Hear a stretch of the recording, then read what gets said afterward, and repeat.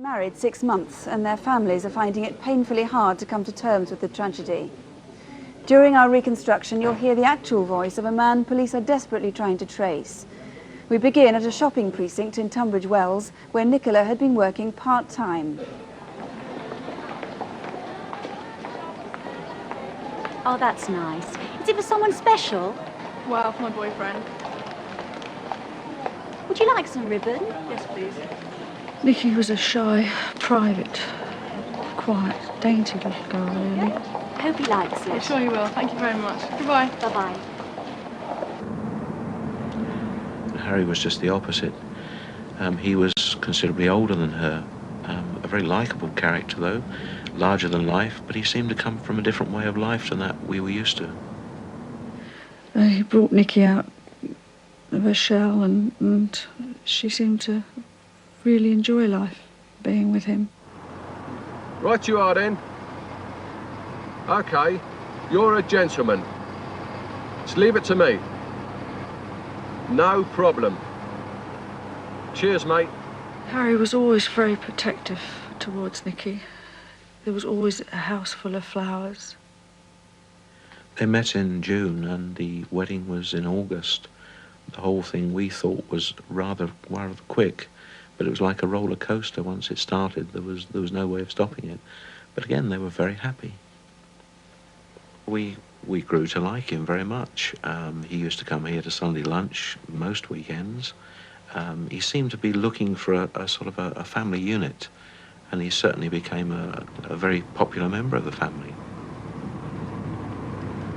Hello? OK, mate. Leave it to me. Harry Fuller bought and sold cars. Most of his business was done on the phone. I don't know, but if you leave it to me, I'll try and get it down a bit. No problem at all. OK, cheers. Although he didn't read or write well, he had an eye for a good deal. A lot of his transactions were done in cash, and he often carried large amounts of money around. Lot number 201 coming in, the Vauxhall Cavalier, the 1600L, January of 1989. The day before he died, Harry spent the early part of the afternoon with a friend. I've known Harry for about 13 years. I asked him to get me a vehicle because, having bought me one before, I knew he'd get me something reasonable. And I spent a couple of hours on that day with him at the auctions. At £2,400 and selling for the first, at £2,400 selling for the second, third and final time, £2,400 K, your car's up. Harry was always buying cars and looking for somewhere to store them. When he got the house at Wadhurst, it was like him winning the pools because he got a free car park there for all the cars he wanted to park. It was last October that Harry and Nicola had moved to Sussex and rented Blackman's cottage in Wadhurst.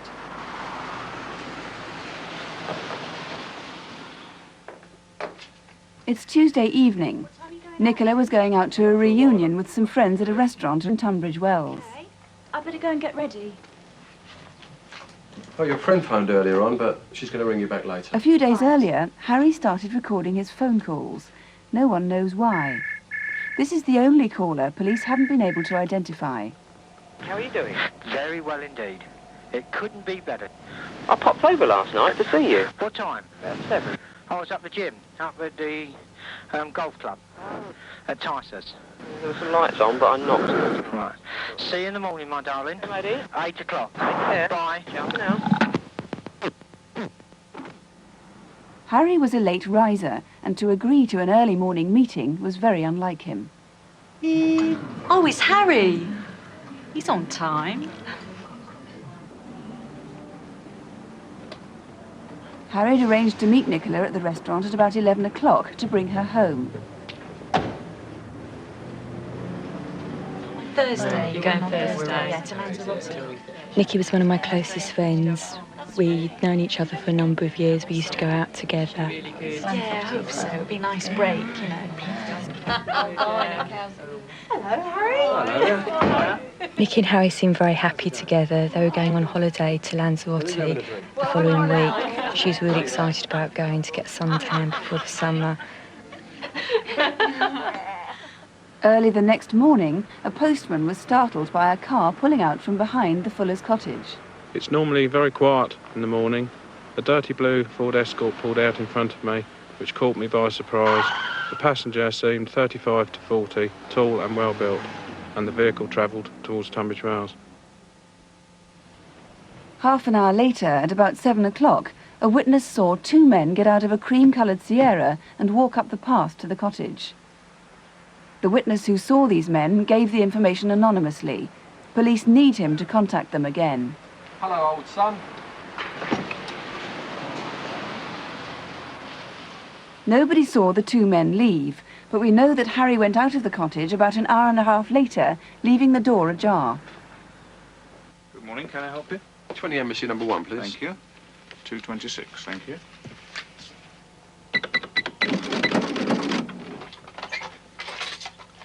That's £10, thank you very much. Thanks, cheers. Bye-bye.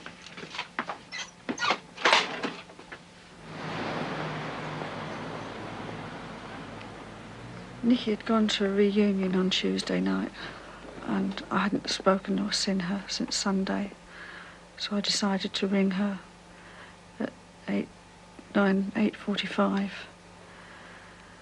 and I rang and the line was engaged, and I continued to ring every 5 minutes until 9:15. Nicola and Harry Fuller had been shot dead just 10 minutes after Harry's visit to the tobacconist. You know, she just seems to have found happiness and then suddenly it's snatched away from her, which seems dreadful. Absolutely dreadful. Anyone could do that to her. I feel that there's part of me that's gone, and there is this big hole that's never going to be filled. And I do miss her so. Well, of course, it's going to be absolutely crucial, isn't it, Superintendent Hill, to discover who that unidentified caller is. We can listen to that call again. Our engineers have taken Harry's voice out of the tape you're about to hear, so that the only voice on the tape is the caller's voice. Do you know who this is? How are you doing? First thing. Too early for you? About 8. I popped over last night to see you. There were some lights on. He's gone away. He's left them with his missus. So we'll zip down there. Won't be long. About, what, 10, 15 minutes. They're down the other side of Roberts Bridge. So that's just the caller's side of the conversation. And that meeting was arranged very close to the time that Nicola and Harry were killed. So until this man comes forward, he's got to be your prime suspect. It's absolutely crucial we find this man. So far we haven't found him and he hasn't come forward. There may be some reason for that, but we really need to find him, and I would ask anybody who's listening tonight who either recognises his voice or who thinks they recognise his voice to please make contact with us. Alternatively, if the man concerned is listening and he himself wants to contact us for us to eliminate him, then please contact us. Do you think he might be called Steve, or...? Well, there's an indication that he might be called Steve. However, I would want anybody who might recognise the voice, irrespective of whether the person is called Steve or not, to contact us. Now, you want the witness who saw the men in the cream Sierra to come forward again, but you have another witness who saw another car and a man early that morning. That's correct. Just after 8 o'clock that morning, in the car park at the rear of Blackman's cottage, a lady saw a long black bonneted vehicle, something like a Jaguar, pull up, and a man get out of the vehicle, and he was fairly distinctive in that he was wearing a very long black coat, almost to the ground. We would like anybody else who saw that man, or indeed saw the vehicle, to make contact with us. And if you know who that voice was on the phone call, if you can shed any light at all on this case, please do call us. There's a substantial reward for information leading to arrest and charge. The number here in the studio is 08181118181. Our lines here are very busy, as they were last month, so do take a special note of the incident room number at Sussex Police Headquarters, and that's 0273 480 999. Almost everyone's good friend, it seems. Generous, gregarious, and though no one knew where it had come from, he had plenty of money. He relished popularity. He had lots of friends and lots of girlfriends. But clearly not everyone was so impressed by Mr. Shippey. Someone decided to kill him, and maybe in the next 10 minutes after this reconstruction, we'll discover who they are and why they did it. Doves is in South Croydon, Surrey. And after working there for almost a quarter of a century, John Shippey had risen from a junior in the accounts department to become the finance director. Since his death, the business has discovered that about £750,000 has been siphoned from their subsidiary finance company over a period of at least 8 years.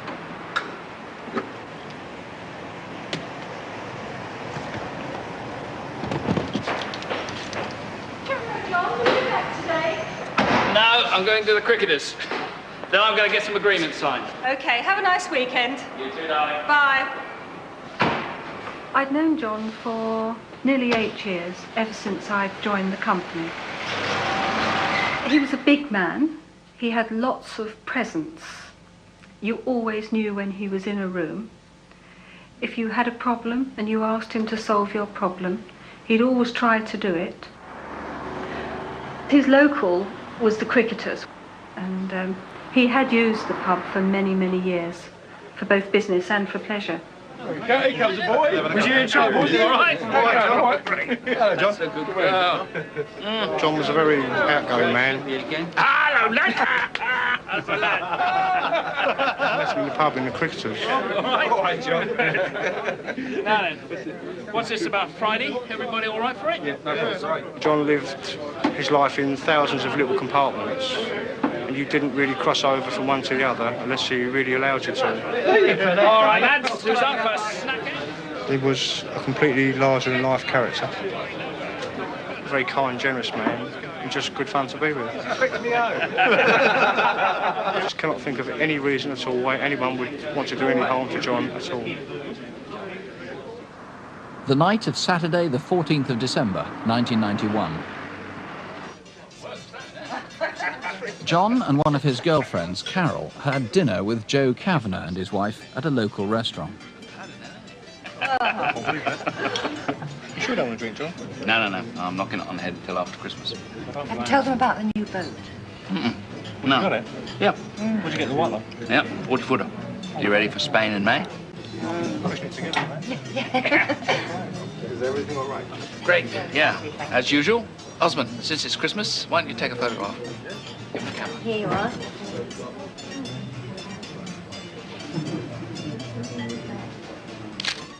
Here, John. You down at Palace tomorrow? No, I've got an appointment. Oh, see you Monday See you or in a Monday. week. Yeah, sure. Cheers. Bye-bye, darling.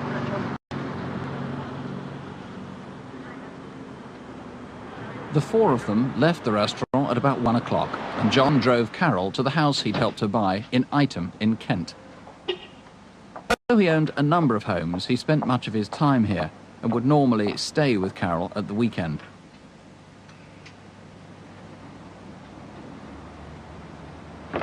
But theirs was a volatile relationship, and that night they had a sudden row.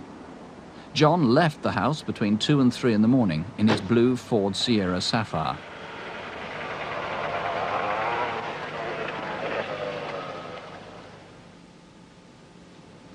It wasn't until 3 days later that Carol realised something might be wrong.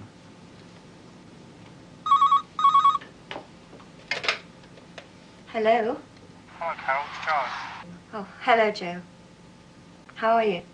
All right, thanks. You haven't seen John at all, have you? He hasn't been down the cricketers for a couple of days now.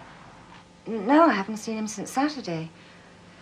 In fact, I've had Doves on the phone saying he missed an important meeting yesterday.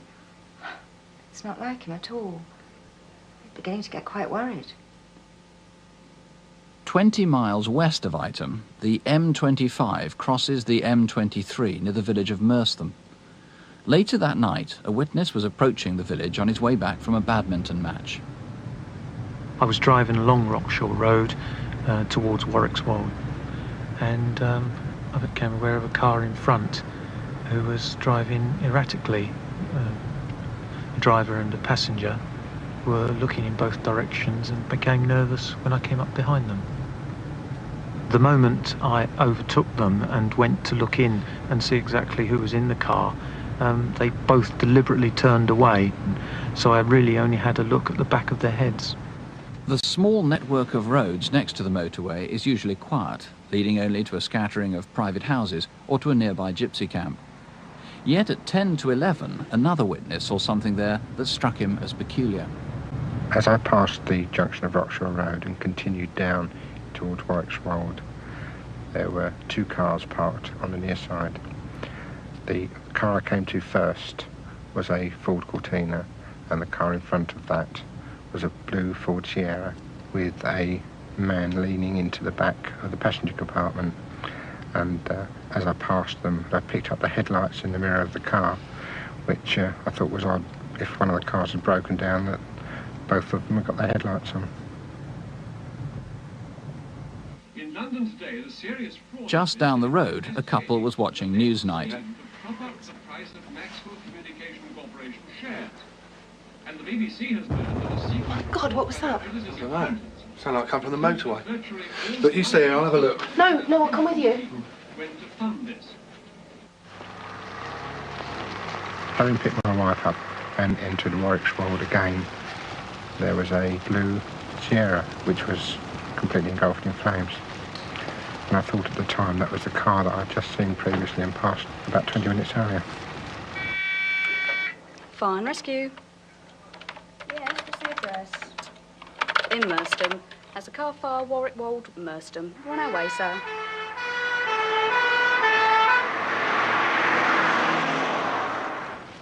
There'd been a spate of abandoned cars in this area, and this witness was compiling a video of them.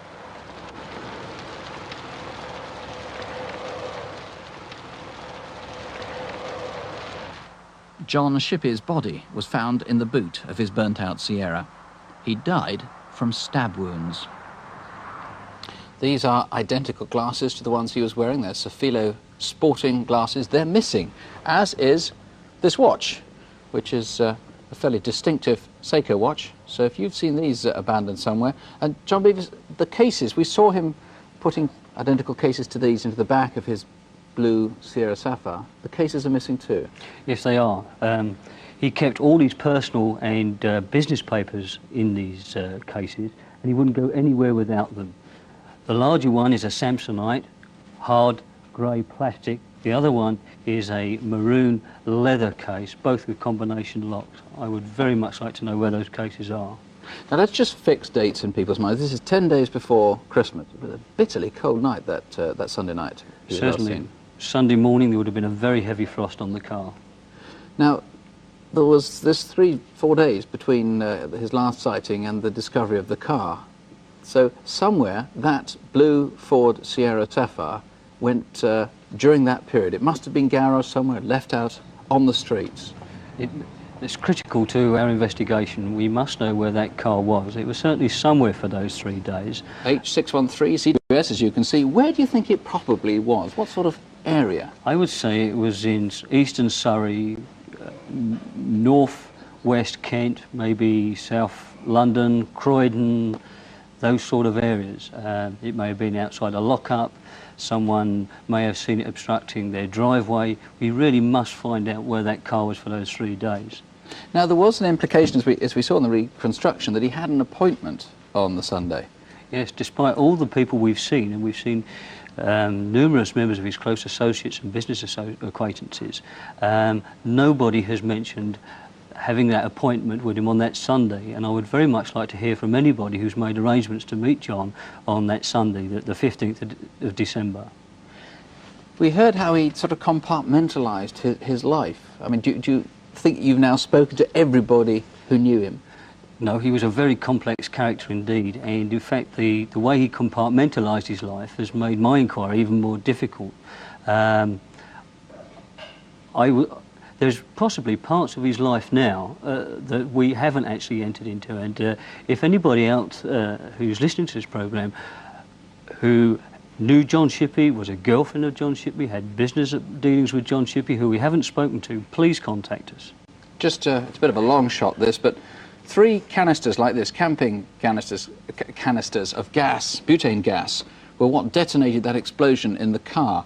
Now, each of them has serial numbers on the bottom, and the 3 in the back of the car, the serial number's 00491, and if you sold those to somebody before Sunday the 15th of December, remember anything about them, 00491, do please give us a call. Mr. Beavis and his colleagues are waiting for anybody who's got any information. Here's the number, 081 811 8181. Remember, if you prefer, you can speak to a BBC researcher.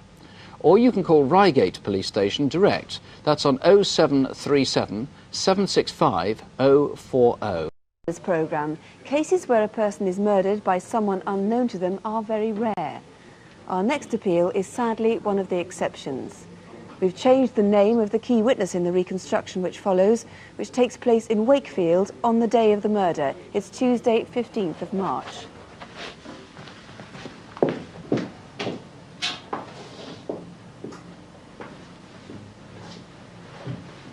Wendy Spees had lived here for nearly 11 years.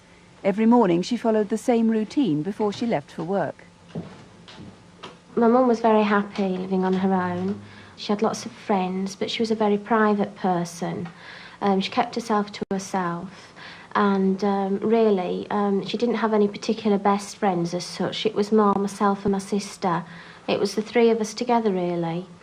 My mum used to call us the Three Musketeers, and she was like the big sister. I was very proud to have her as my mum. She always took care about how she looked and her house. Her house was always very smart and neat, and she got everything she wanted in her life. Wendy was the receptionist at a marketing company on the outskirts of Wakefield. She set off for the bus stop each morning at about 8:30. An hour later, less than a mile from Wendy's house, Julie Smith was waiting for her bus to work. I noticed this man coming towards me. He passed by really close. I remember he was acting strange, looking about him a lot. By then my bus had arrived and I didn't see him again after that.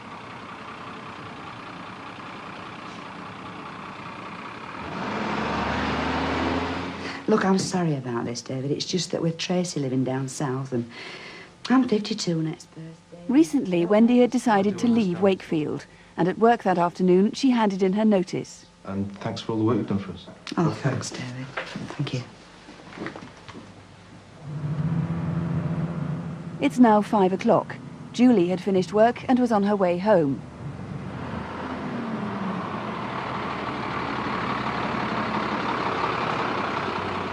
As the bus pulled up at her stop, she herself didn't notice the man she'd seen that morning still hanging around.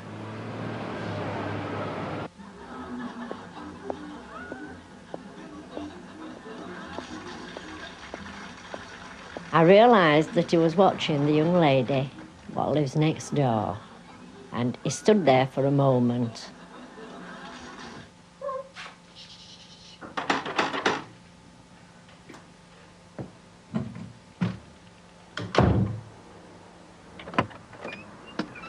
Hello, I was wondering if you could help me. I've been walking around for 2 hours trying to find Flanshaw Drive.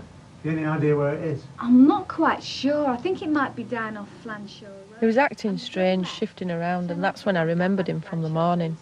I realised he was lying about the amount of time he'd been in the area. It made me nervous. I didn't get all that. Could you get me a pen and paper? I'm better off just saying it to you. I remember he looked in his late 30s. He had brown eyes and was sort of medium build. I think he had a local accent. Turn left down by the hotel. By now I was really scared and I didn't know what I was saying. I thought he might push me inside. Could I come in and use your phone? No, definitely not. Anyway, my boyfriend's in the kitchen. He wouldn't like it. Look, I'm really sorry. I can't help you anymore. Okay?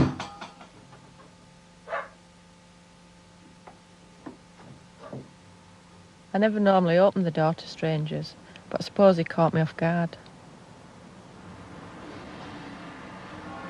Wendy's bus from work would have arrived at Wakefield town centre at around 6 o'clock. From here, it was just a short walk home. You may have seen her walking along Bourne Lane.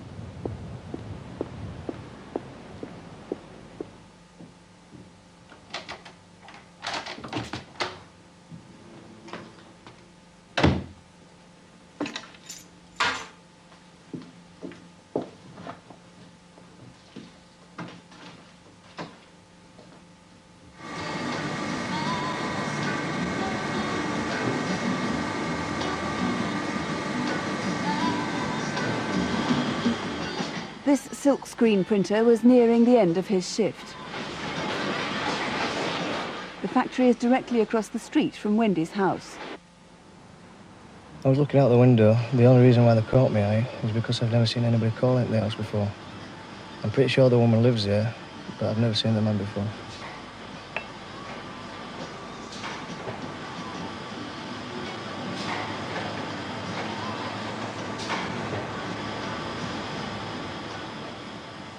Perhaps the man was going through the same routine. Perhaps he'd asked Wendy for pen and paper. Hey!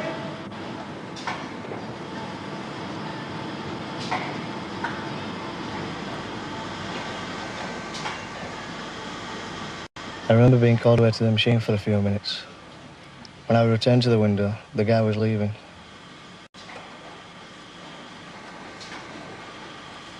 Didn't think much of it at the time. Wendy's body was discovered the next day when she failed to turn up for work. She'd been stabbed several times. One pair of blue shoes. A pair of shoes at the scene didn't belong to Wendy. And some of Wendy's own shoes had been disturbed. We've all been affected so deeply, it's more than you ever imagine. Our life is just on hold, really, until the man responsible is caught. Some days we were very angry, and some days we're just numb. And it's just my mum was such a big part of our lives that it's just difficult to see how your life can be normal again. Is this working?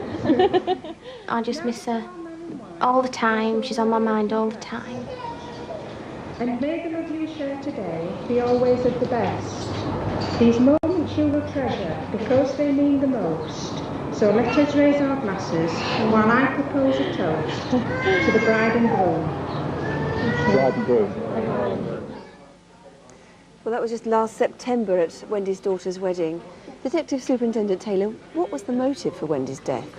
I'm quite satisfied that when this man knocked on Wendy's door, his intention was to sexually assault her, which he did, and kill her.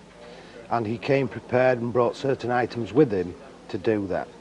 One of those items was a pair of shoes. What's the significance of those shoes? Well, the shoes are vitally important to the inquiry, and it is very important that we find the owner of these shoes. They were left outside a charity shop in Wakefield on Saturday, the 12th of March. The assistant at the shop found them in a bag outside, took them in, priced them up, and placed them on the shelf, and does remember a man purchasing them later on in the day. So that was just 3 days before the murder? That's right, yes. Do you know what size these are? No. Could you try them on for me, please? Do you mind? No.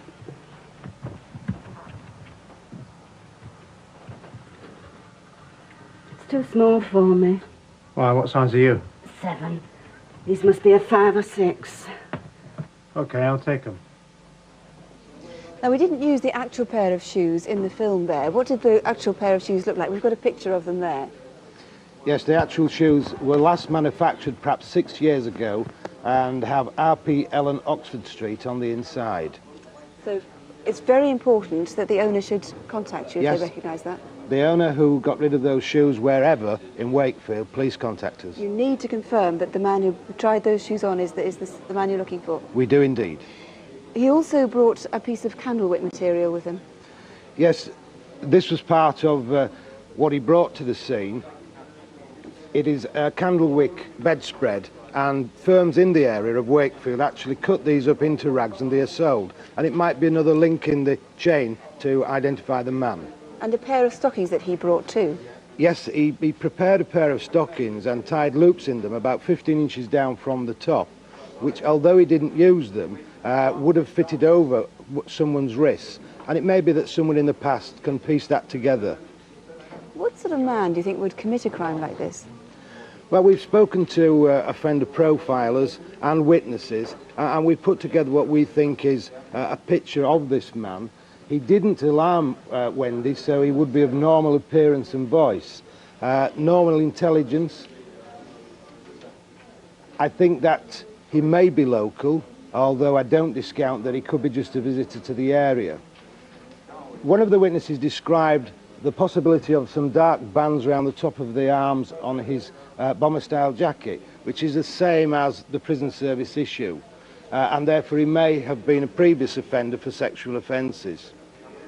And the most disturbing part of all is that it may form part of a series and he could well strike again. So you think there may be a prison connection and that he may want to commit more crimes like this, which means it's really important to find him. What does he look like? It's very disturbing, yes. His description is of a man 35 to 45, 5'6" to 5'9". He is receding with short light brown hair and greyish and balding. I believe he had a Yorkshire accent too. Yes, he did have a Yorkshire accent, and what we are seeking to achieve from Crimewatch this evening is to put all the pieces together of the stockings, the candlewick material, the description, and hopefully somebody can ring in and put a name to this man who must be caught. Right, well, if any of those details seem at all familiar to you, I can't stress too much, please don't hesitate to ring. Of a 76-year-old man, killed for the sake of just a few pounds in takings at the pet shop where he worked. Arthur Brumhill had lived in Northampton all his life, and our reconstruction goes back exactly 8 weeks, to January the 21st. Arthur had worked at Denton's pet shop in Wellingborough Road for the past 11 years. Yeah, well, you're a good boy, aren't you, eh? Yes, you are. Since his retirement from running his own business, he'd made his love of animals the centre of his life. Glad to see your friends. There you are. Good boy. Night, night. He thrived on the contact with people too, and almost everyone in the neighbourhood knew and liked him. Well, my father was a wonderfully kind person, very gentle, quietly spoken, but a great sense of humour. We've had some very moving letters from children saying how much they loved him and how they'd bought their pets from him. Obviously it was such a great shock to my mother and myself and the rest of the family, and we're coping. But we are in a sort of limbo, simply because until the person that did this is caught, we can't have a funeral, and we're just about coping, but it's very difficult.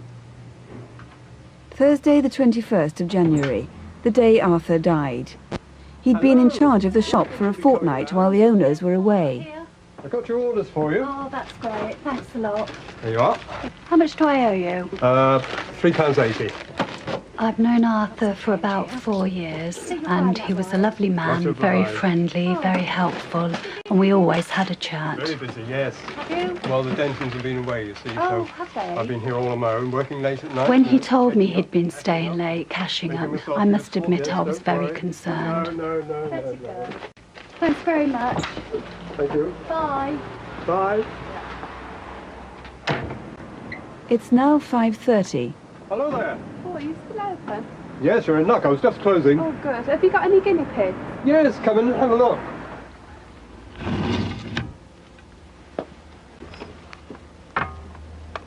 Now, this is a very friendly one. Very docile. Sure you A like it. male or a female? To be honest, I don't really know. Well, I like that one. I like that. It's a really nice one. Yeah, Jolly I like good. that.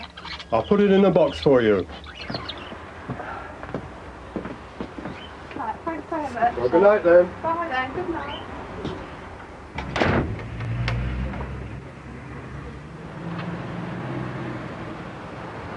Four hours later, Arthur was still there. I was on my way home, and I take the same route every night, going down the Wellingborough Road. The time was somewhere between 9:30 to 10, and as I went past the pet shop, I noticed the lights was on. I saw two people in there. One was the shopkeeper, and it looked as if the other person was a friend or somebody that he knew.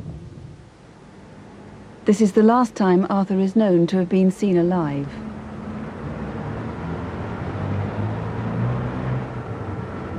At about 10:20, round the corner from the shop, this woman was arriving home after an evening out. As I walked across towards my house, I saw a man hanging about by Stonewright Memorials, and he looked really suspicious, and I sensed that he was watching me. He knew that I'd seen him. I actually had eye-to-eye contact with him. And after that, I sensed that he watched me all the way to the door. And as I got to my door, I looked back once more, and he was still watching me. Between 5 and 10 minutes later, I looked out of my front door, and the man had gone. Early the next morning, another man drew the attention of several local people. I was on the Wellingborough Road, which is right opposite the pet shop, and I happened to notice this chap on the corner, and he seemed to be acting very suspiciously. He was just peering round the Wellingborough Road as if he didn't want to be seen. It made me think that he was up to no good. 20 minutes later, a couple of streets away, I was going down to get my newspaper I could do every morning. It's about a couple of minutes walk down to the shop and back. When I saw him, I thought he was coming out to get a bus, and then he suddenly turned round and went back. Sort of didn't take a lot of notice of him the first time. I carried on down the road further to the next junction, and I see the same chap, and he was throwing something which I thought was rather peculiar. I just carried on and went and got me paper, and when I came out, he was there again. I looked straight at him. He got blood down the front of his tracksuit. At 8:30, the assistant arrived at the shop to start work. Morning, Arthur. He found Arthur's body. He'd received several heavy blows to the head. Oh, Bob Thorogood, you do know what the murder weapon was? Yes, it was a tyre lever exactly like this one. One like that is missing from the shop. The man in the yellow tracksuit was seen throwing something. Could that have been what it was he was throwing? Yes, it could. It was about the same length. And although where he threw it, the rubbish was cleared away, it may be that someone's taken it home. I do need to recover that quickly. Whatever it was, even if it wasn't a tyre lever, if you saw it, please give us a ring.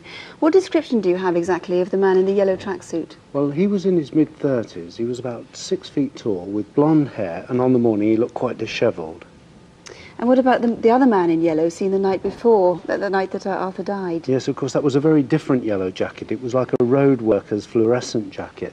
And he was in his early 30s, about 5 feet 10, with short dark hair, but he was clearly a different man from the other one. You're convinced of that. What about the description of the man seen in the shop with Arthur shortly before he died? He was in his late teens, about 5 feet 5, with mousy brown hair. And there'd been no forced entry into the shop? No, that's right, there hadn't, and we believe from that Arthur may have let the person in, but there was a window open upstairs, and on the outside, on the windowsill, was a boot mark like that, a very distinctive sole. And that was the one going out? It looked as if it was someone going out of the shop, yes. And you've received 2 mysterious letters? Yes, I'm most anxious to speak to whoever wrote those letters. If you recognise either of those letters, please get in contact again. In fact, any detail you can give to Mr. Thorogood could be vital. If you saw anything that Thursday night, it was the 21st of January, or if you know of any possible reason why anyone would want to kill Mr. Brumhill, please ring. The number here is 081 811 8181, or you can ring the Northampton Police Headquarters on 0604 700 700. Watch viewers tonight to help them make sense of a murder. Jacqueline Palmer-Radford was well liked. She lived with her 2 sons in the Hampshire village of Eversley near Reading, and her life really revolved around the children.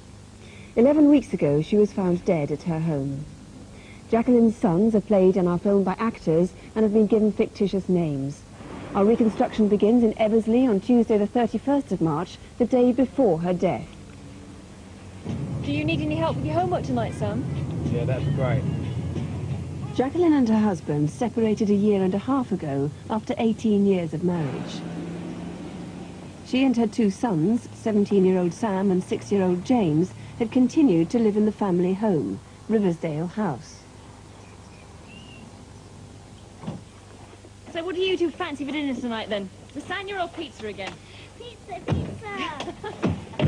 Is that all right with you, Sam? Second time this week. We were always very close, simply because there was no one else with her. The most important thing with Jacqueline were the children. She'd worry all the time for them, making sure they had plenty of clothes, getting their day right from the start. Since her separation, Jacqueline had taken up new interests in her life. She applied for an open university course and became involved in a number of sports. She was socialising more and widening her circle of friends. So do you think you're going to take up tennis then, or...? Well, I quite fancy it, but I think it's going to take up too much time, really. I'd known Jacqueline for about 18 months. We were very close. I think we sort of regarded each other as best friends, and we used to confide in each other a lot. If there were problems or if there was anything bothering her, she used to phone me. On the day before she died, Jacqueline, as usual, collected James from his school in Crowthorne, 4 miles away. At around that time, on the opposite side of the road from where the parents normally park, one of the mothers remembers a man in a dark brown hatchback car, possibly a Vauxhall Chevette. The man didn't seem to be watching the school gates. He seemed tense and serious, staring straight ahead of him. Sam? Come on, you're going to be late. Your breakfast is on the table. I knew he shouldn't have stayed up to watch that film. Oh, have you seen that assignment I was working on last night? Yes, you left it on the floor. I'll put it in your college bag.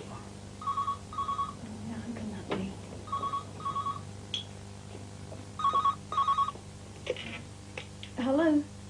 Oh, hi, Mum. Look, I can't talk now. I'm in a bit of a rush. Yes, we're running late this morning.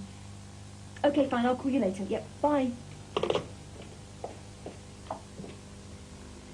A few hundred yards along the road from Riversdale House is a small office block.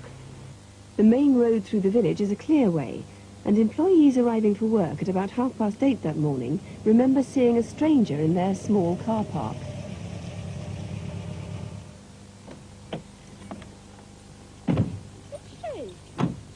Maybe she's a new temp. No, she doesn't start till tomorrow. The first thing I noticed was her green scarf, which was covering most of her hair. She made me think that she didn't want to be recognised.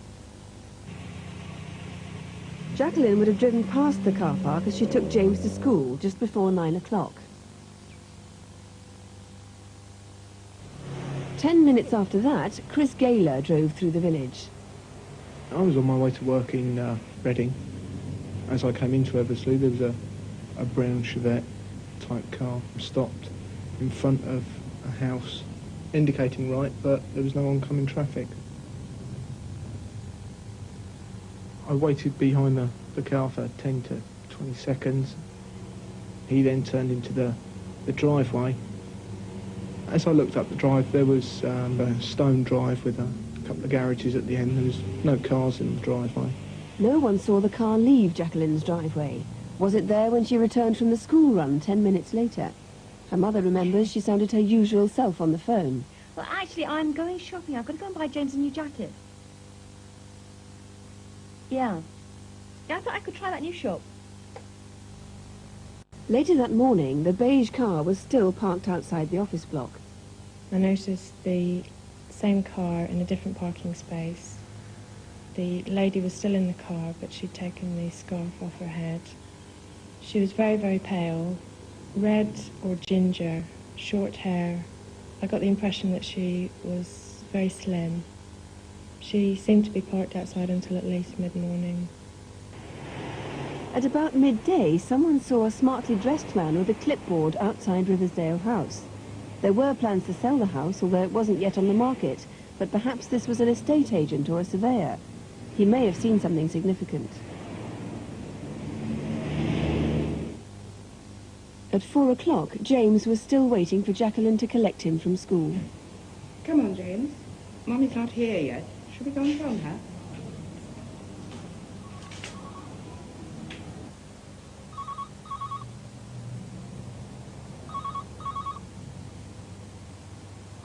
At about 5:30, Jacqueline was found in her home. She'd been suffocated. This is such a sad case. Mr. Long, perhaps we could start with the brown hatchback car, which was seen turning into Jacqueline's driveway. Do you think it's the same one that was seen the day before outside the school? It's possible. The driver at the house may have been a male. Certainly the man at the school was definitely a male.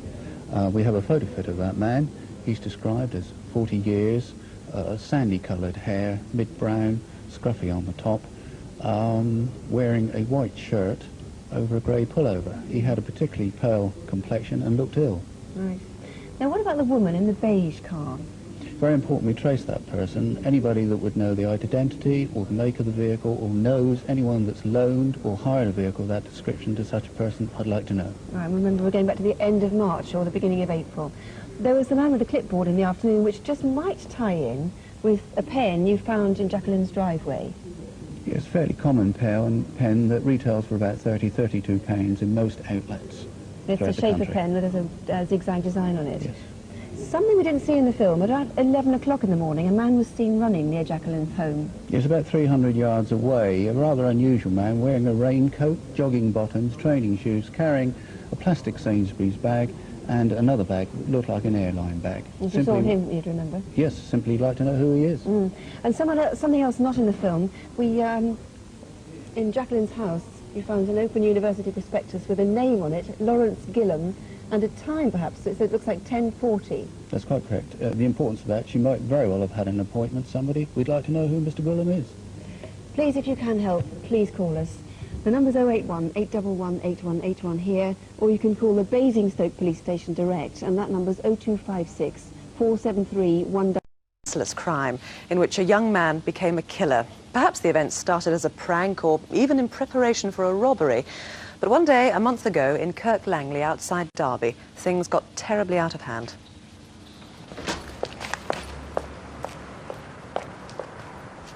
When we first met, we were 14 years old. We were married at 22, and we've been married for 32 years in January. We just lived for each other.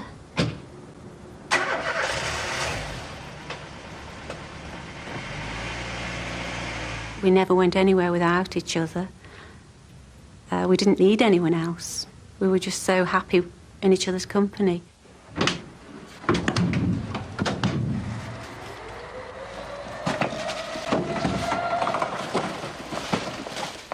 Morning, Mick. You all right? Mick Pritchard worked as a delivery driver for Business Express. All over the place. Uttoxeter, Ashbourne. Mind you, some lovely places up there. He'd been with the firm for almost 20 years, mainly delivering parcels for the Littlewoods catalogue.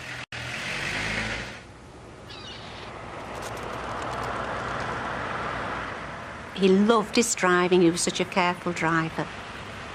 He was asked if he'd want to go for promotion, but he turned it down.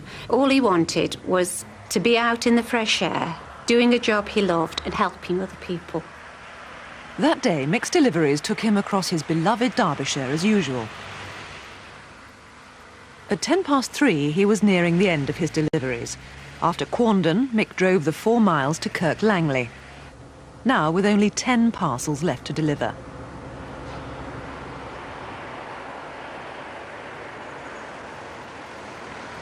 I was leaving the school with my son.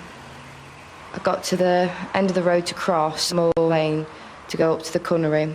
I recognised the van. It was the same delivery man that's been coming to the Cunnery.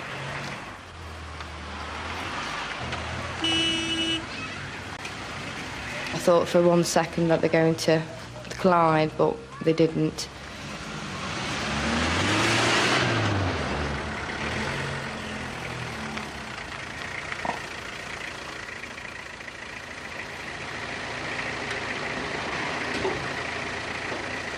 Nobody cooks puddings much anymore, do they?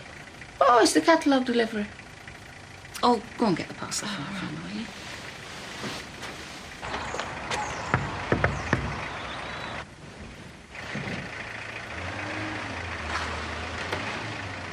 Hey! Hey! Get out of my van! Blimey, I think someone's trying to nick his van. Hey! Hey! Get out of my van! Hey! Get out of my van!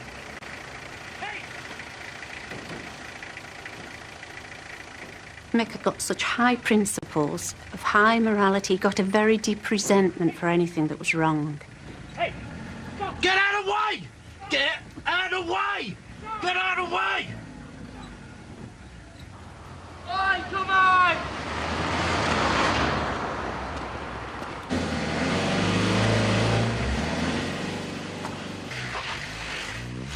I think he's gone under the van. I'm going to call an ambulance. I could see the delivery driver being dragged underneath the van for about 50 yards down the street. No! No! When the body left the van, I froze. Mick suffered terrible head injuries and died at the scene.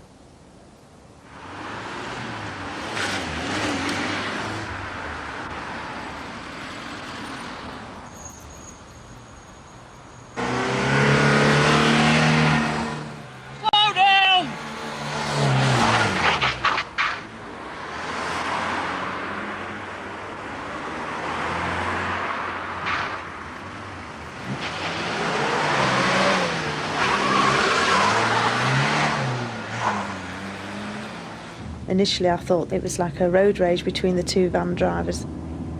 Once I got onto the A52 and I started to approach the two vans, I realised that they were actually in cahoots with one another. I was driving along the A52 towards Derby and I came by the bottom of Kirk Langley. There was a Mercedes lorry behind me. I just passed the Little Chef restaurant on the left-hand side, and just after then the white parcel van shot in behind me. I could see in my mirror that the lad was agitated and one thing or another. Then just soon after then, the delivery van overtook me.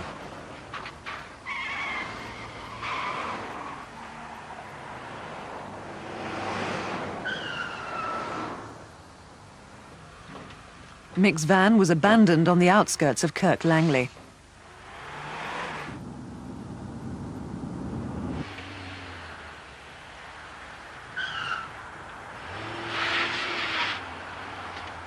The Bedford rascal turned around and headed back towards the A52.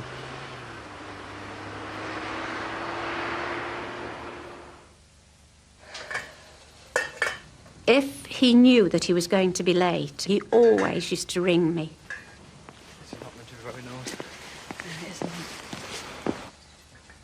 Well, half the state came and there was no phone call, so by this time I was getting really worried. I'm still numb and shocked, and I can't take it in that it's happened. And I'm still thinking that Mick's with me. We just live for each other, and I shall miss him so very, very much. In fact, part of me's died. It really has. Well, Kelvin Ashby, we can all feel huge sympathy for Hilary and, of course, their only son, Jonathan. The question is, why? We've no idea, actually. All we know is that these three youths were in the village up to no good, and clearly they've seen the opportunity to steal Mick's van. You need to find them, and you have some fairly good descriptions of at least two of them, don't you? Yes, we have. Certainly the driver, the killer, he was a male about 19 to 20 years, white, 5'9", medium build, with blonde, fair, collar-length hair, but he was described as having a baby face. And what about the driver of we're calling it the Bedford Rascal van, the getaway van? Now, he perhaps didn't actually see what happened, did he? That's right. Whatever took place there was actually behind them, and they wouldn't know what has taken place. He's described, that's the driver of the Rascal van, as again a white male, 19 to 20 years. We don't know what height he is. He's slim, medium build, with ginger or sandy hair, and the important thing with him is he's got a tooth missing on the upper left side, which is very distinctive, the witnesses tell us. So you definitely need to hear his version of events. Yes, as well. we do. We'd like those two to come forward. Now, this getaway van that we're mentioning, you haven't tracked it down, have you, yet? No, we've not. It's still outstanding. All we know about it is it's a florist or sandwich-type van, described as possibly a Bedford Rascal, white in colour, and it's an E prefix. So, of course, the question is to link men fitting that description with a van like that. That's right. We seek anybody who's got information that can link these three with the white van. You've had a number of witnesses come forward already, but you need to hear from more people who witnessed perhaps that erratic belt of driving along the A52. That's right. In particular, the white Mercedes truck driver, he was cut up by the parcel van, and he might be able to provide detailed information about the other van, which is the important one that we need to trace. Now, just remember remind us when this happened. This is about 3:25 p.m. on Wednesday, the 12th of November. As if anyone needs an incentive, there is a reward here, isn't there? Yes, there is. Mick's company and this union have put up £10,000 for the conviction of these offenders. And who are you appealing to? Well, it's a senseless crime, and I would appeal to anybody, and in particular the criminal fraternity. Somebody out there knows who these people are, and I would ask them to come forward and give us that information. Kelvin Ashby, thank you very much indeed. Well, night. Were you in Hessel, near Hull, on Humberside that evening? Or have you ever taken driving lessons in that part of the world? If so, was your instructor called Keith Slater? On the night of Friday the 26th of August, Keith answered a knock on the door of his home and someone stabbed him to death. Police hope this reconstruction will prompt people who've ever known Keith Slater to come forward and help with the inquiry. Just outside Hessel, there's a wooded area called Little Switzerland. On Friday morning, Keith and his family walked down there for a picnic. Here we go. See both go in the end. Very good, isn't it? Keith had no driving lessons that morning because his car was in for service. But by lunchtime, he'd picked up his car and called into the driving school. He was self-employed and had been franchised to the school for the past 16 months. Keith was a keen rugby player who almost always wore his Hessel Rugby Club tie and sweater while at work. Get yourself comfy. You both in. Make sure your mirror's okay.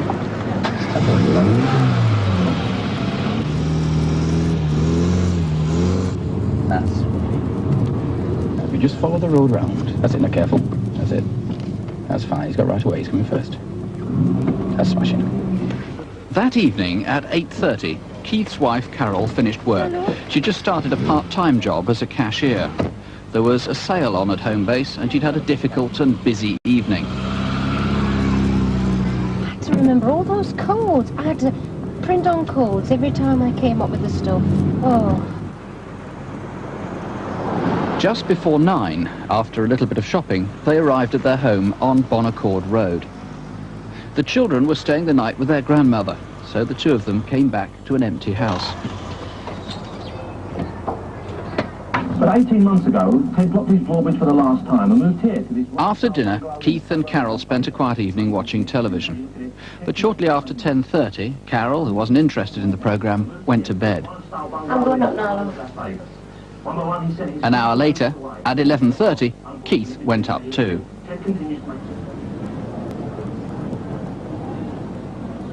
At midnight, in Northgate, this pub barman was walking home. Can you tell me the way to Bonaccord Road? I don't know, sorry. A few minutes later, at Andy Carr's Taxis, close to Hessel Square. Alpha 18, 210 Buffet Road, to the Silver Cod. Can you give me directions to Bonaccord Road? Yes, if you go to the top, turn left, follow the road down, and it's first on your right-hand side. Is it past the Nolan pub? No. The witnesses described this man as stocky, with crew-cut hair, and in his 20s or early 30s. If it was you, please call us straight away to be eliminated from this inquiry.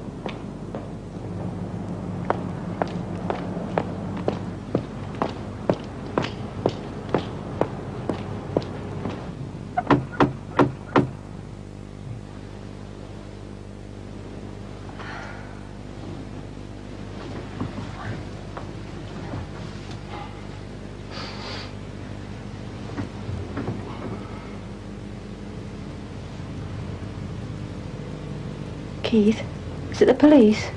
The police?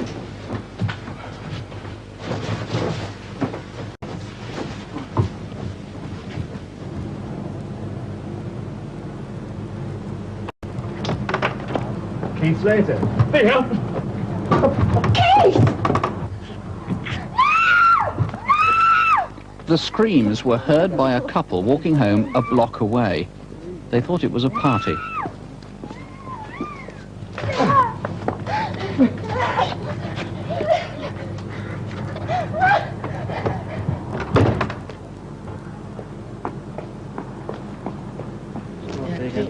The couple then saw a young man in a dark coat come out of Bonaccord Road.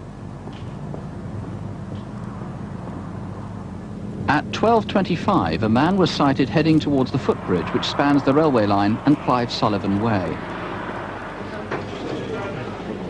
It's now 6 weeks since the murder, and police are still anxious to trace everyone who knew Keith Slater and those who learned to drive with him.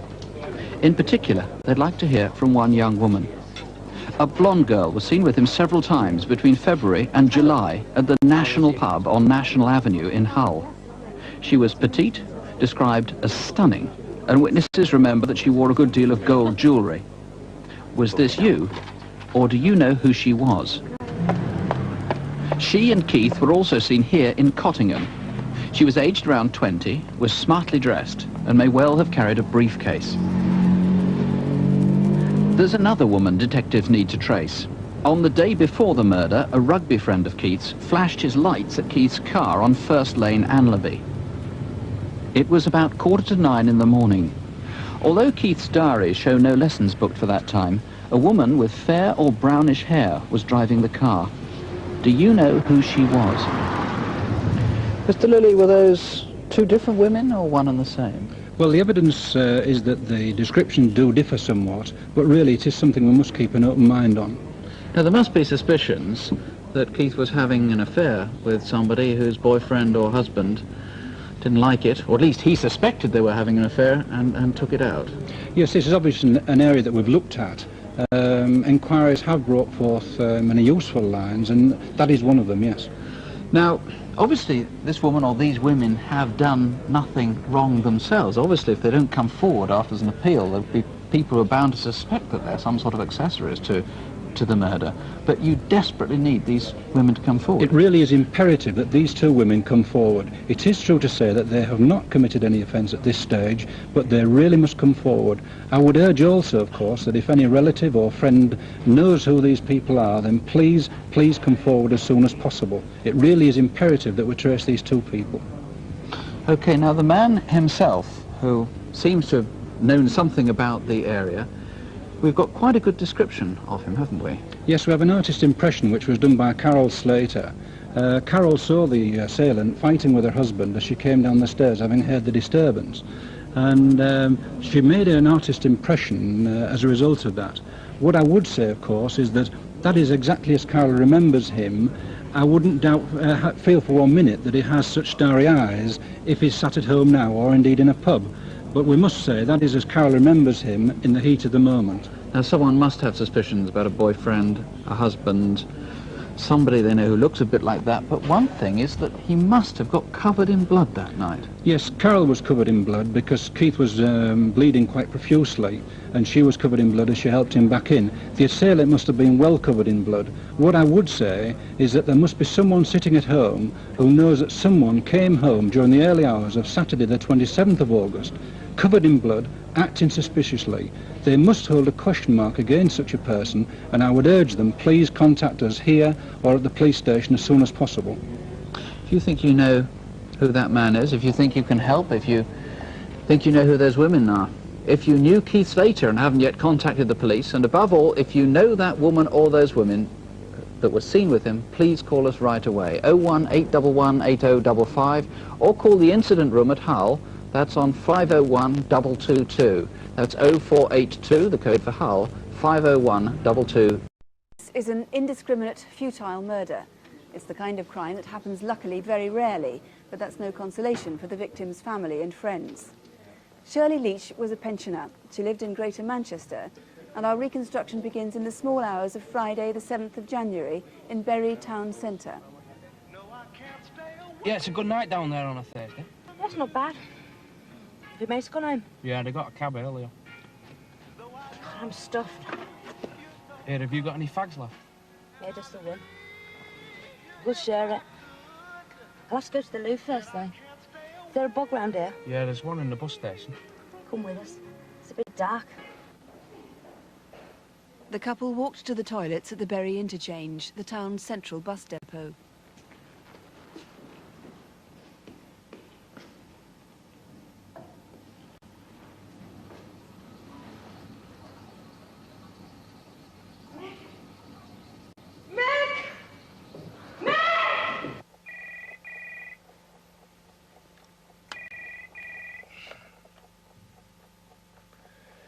Hello? Yeah. Where is it? Yeah, OK, I'll be right over. OK, John, what we've got? Looks like a bad one. There's a female in the toilet. She's aged between... Well, our first priority was to preserve the scene of the crime. We needed to protect the forensic material which was inside there, so we had to make sure it was as secure as possible. I always try to keep a distance emotionally from these sorts of things. But I must admit that the first thing I thought when I saw the body lying there was that we've got a poor old lady who's probably never done anybody any harm in her life. She goes into the toilet and her life ends there. We didn't actually identify the body for about 14 hours. It was then that we discovered she was an old-age pensioner from Bury. Her name was Shirley Leach. Shirley had lived most of her life in Bury and had 2 grown-up children. She'd been widowed nearly 2 years ago when her husband died of cancer. Hello, Shirley. Parcel for you. She was a very good neighbour, great neighbour. I often used to say to her, I hope you never remove from here, because I'd miss you. The garden's nice and tidy. Is it? Oh, yes. She was just a lovely, kind person who would help anyone, you know, if she could. Do you know it's cold out there, and I'm going uptown later? Are you? Yes. Going to meet our Darren. Darren was her only grandchild. The two of them had always been close. Darren, it's my favourite. Listen, who's it by again? It's that culture club. Oh no, Gran, it's Culture Beat. Culture Beat, that's it. Hey, I'm going to get it. She wasn't a typical Gran. She was young for her age. She loved music. She knew more about music than me. She was well up to date with it all. And she loved buying records. She was more like a mother to me. We used to have a laugh together and spend plenty of time together. We could go out and have a good laugh, have a joke. Last time I saw her on 6th of January, when we went to visit my mother in hospital, and we decided to go to the pub. Shirley's journey home meant taking 2 bus rides, and she and Darren decided to warm up with a drink before setting off. Thanks, love. Yeah? Oh, you keep that. No, that's all right. Put it in your pocket. Cheers, Gran. Yeah, she used to look after me. If I was short of money, she used to help me out a bit. Oh, before I forget, here you are. Got something for you. With my mum being in hospital, she bought me a few things. It's only milk and lemons. Hey, we'd better drink up if we're going to catch our bus. It's getting off the 9 already, isn't it? It is. I could talk to her about anything, any problems that we used to discuss together. We got the 9 o'clock bus together. I got off at my usual stop, and that was the last time I saw my girl. Shirley's bus carried on towards the interchange. Around the same time, a local man, Gary O'Neill, was arriving at the interchange. I was just on my way home from work, and I was just walking through the bus station towards the gents' toilets, and I saw a man standing outside. It was quite unusual for anyone to be stood there at that time of night. He was late 40s, early 50s. He was wearing either a grey or beige raincoat and a cap, and he had a green bag on his shoulder. As I left, he just faced the bus station.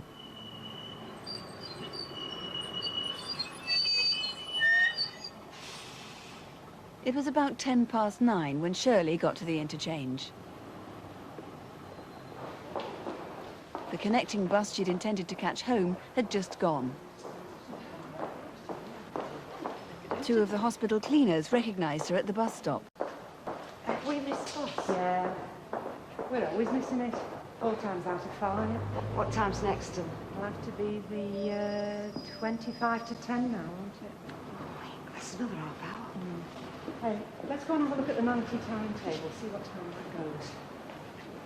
Shirley was obviously annoyed at missing the bus, and a few minutes later I saw her crossing the interchange, wondered where she was going, and then I assumed she was going to the toilet, and that's the last time we saw Shirley.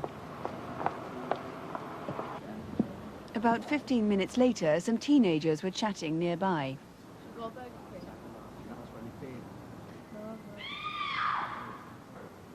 The scream came from the direction of the toilets. What was that? I'm someone messing about or something.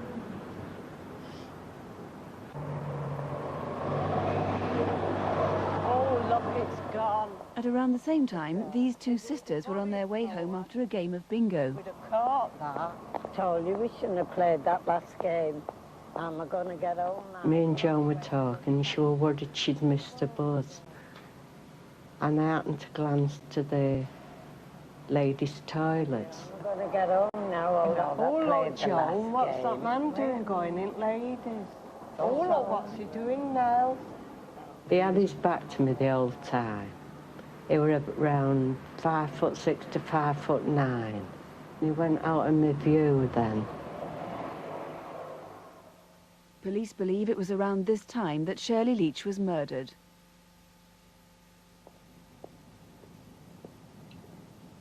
No one seems to have seen the man leave the interchange. We're obviously looking for somebody who is mentally disturbed.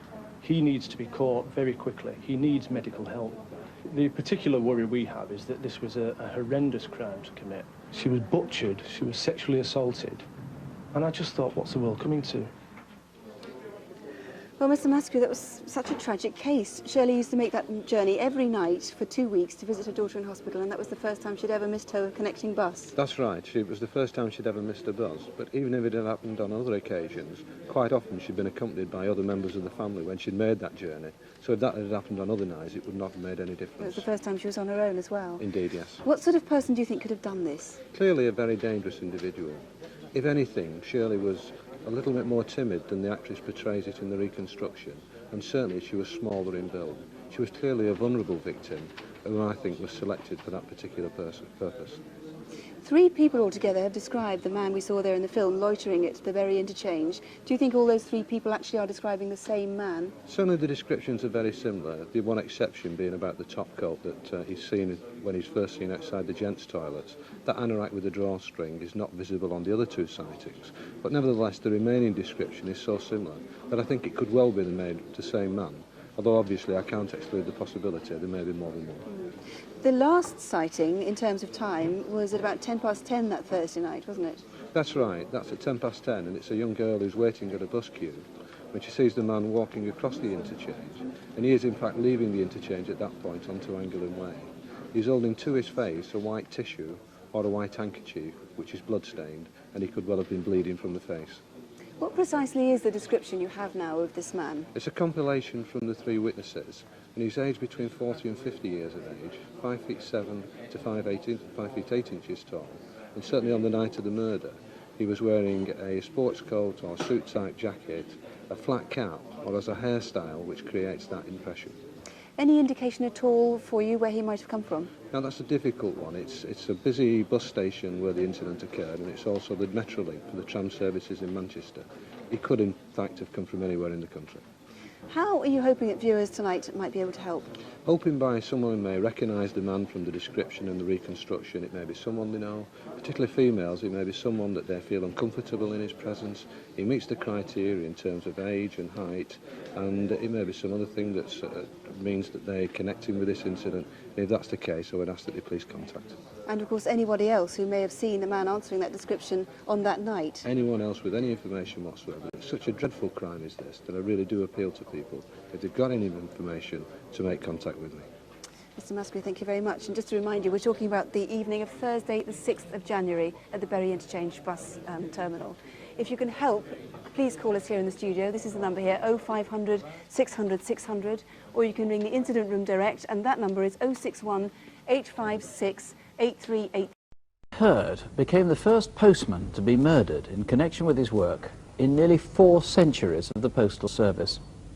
It's difficult to figure why someone would want to steal pre-Christmas letters. It's harder still to imagine why anyone would be prepared to kill for them.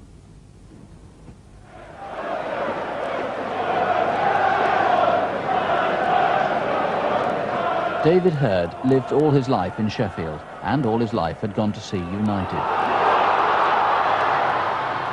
He had 2 great passions, his football and his family. My life now is non-existent. I don't feel as though I've got a life, because the love of my life is dead. See ya!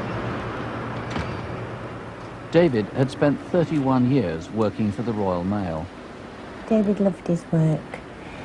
He enjoyed the outdoors, driving, and he never ever complained about getting up, going to work early, or coming home late at night. At 5:50 p.m. on Monday the 15th of November, Andrea Bray was in Fraser Crescent, Woodseats. I suddenly heard some footsteps at the back, and I turned round and saw 2 lads. I remember the 2 lads because they came up behind me and startled me. I turned round to look at them, and they'd gone down the grass verge. Both the boys were young. Could they have been you? Next day, Tuesday the 16th of November. Hello, love. You all right? David used to ring me up nearly every day to see if I was all right, and he rang at 4:15, asked if I was all right. Love you too. I'll have your supper ready for you when you get in. Bye, love. And that was the last conversation I had with David. soon after calling Jean, David set off on his last collection.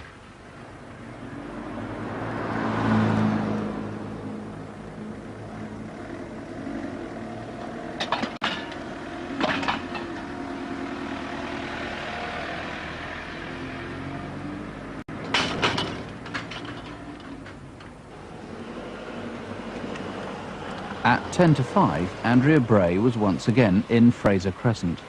I was coming home from work and I got up to the post box at the bottom, and the mousy haired boy I'd seen the night before was stood on the corner, just stood there with his hands in his pockets. It sent odd because he was just loitering around.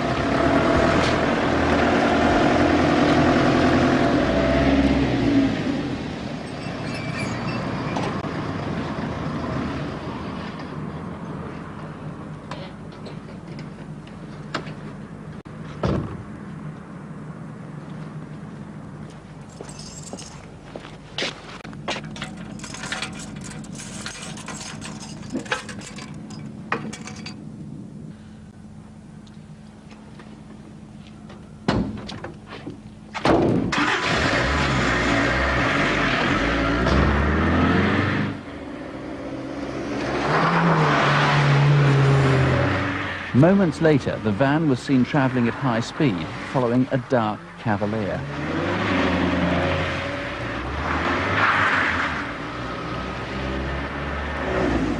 This is half a mile away from the letterbox. It's Lindburn Road, where, as it happens, a resident was expecting a delivery. Hey, sounds like a van. Go and have a look then.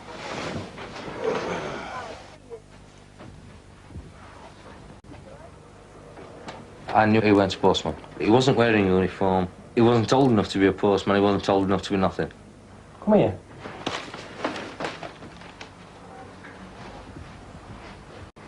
What's the matter? Well, look at him. What's he doing? He was about 5'6", 5'8", slim build, very fresh face. He looks as though he'd never had a shave in his life. He was a young lad.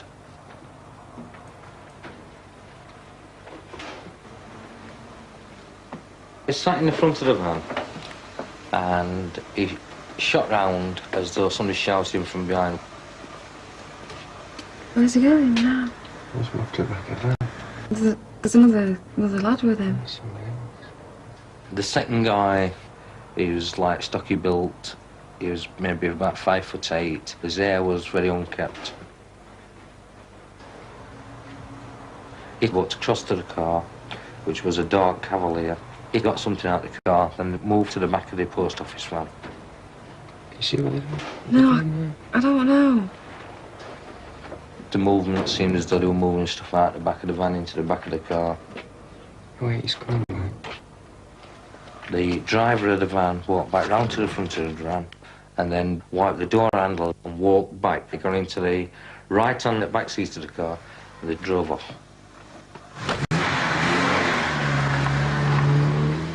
I'm gonna phone post office.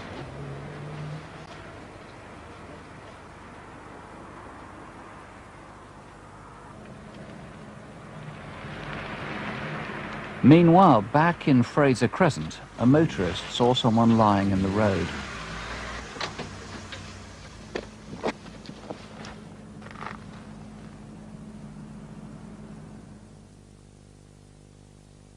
David Hurd was still alive, but he had massive injuries to his chest. Although an ambulance arrived in minutes, he died before he got to hospital. I don't know if I'll ever get over it at all. But come time, and with people's help, I hope I do. But I shall never stop loving David.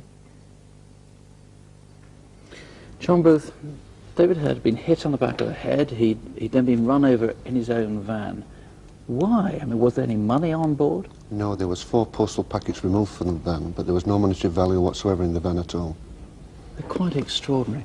You've got pretty good descriptions of these two lads, particularly the younger one, whatever he is, 16 years old, something like that. Yes, he's 16, 17 years of age, 5'6" tall, slim build, with short, dark hair, which is evenly cut, very clean shaven. Doesn't look as though he's shaved, very clean shaven. Described as sort of baby-faced, really. That's right. And the other one, who's a bit, what, 2, 3 years old? Yes, he's 18 to 20 years of age, 5'8" tall, average build, fair hair, which was very unkempt.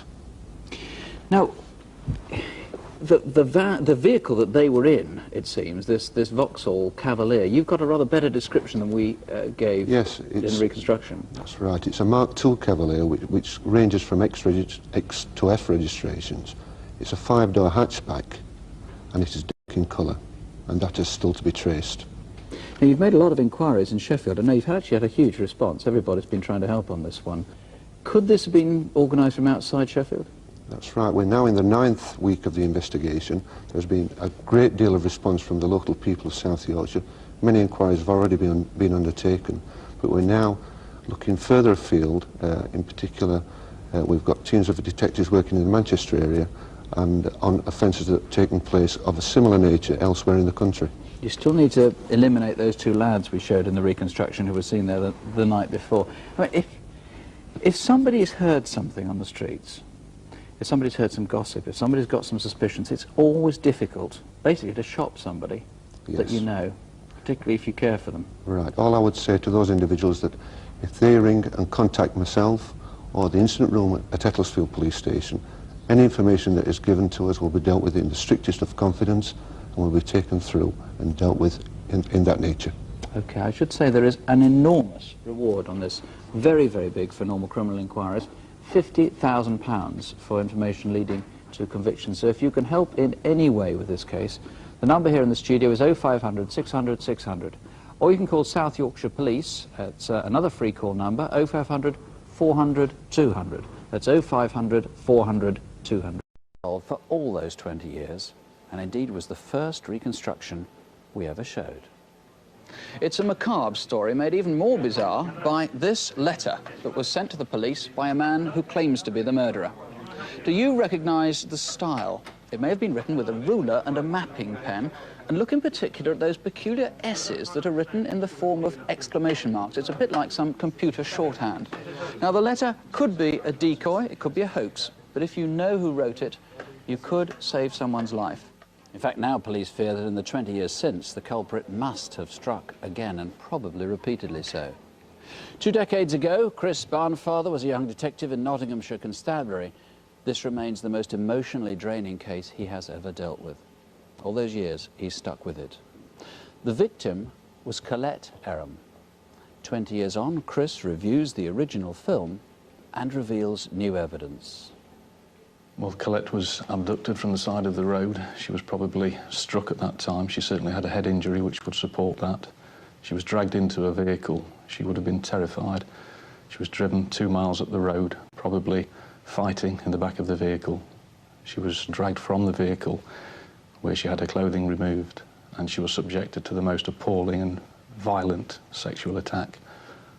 She was then strangled, and she was left to die in a field a few miles from her home. The police have built up a picture of the killer's movements from the letter and from corroborating evidence. I was in a hut for hours waiting for a girl to return from horse riding. No one saw me. About 5 miles from Keyworth, there are riding stables there. Young girls, predominantly, exercise their horses on a Sunday afternoon.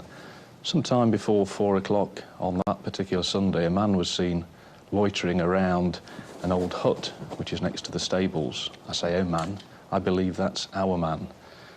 Certainly there's evidence that that man was inside the hut. We found a piece of rag which was semen stained, which indicates he was there for some sort of sexual excitement, no doubt evoked by the young girls on horseback. He saw his opportunity when the Ford Fiesta turned up, stole it and drove away in the direction of Keyworth.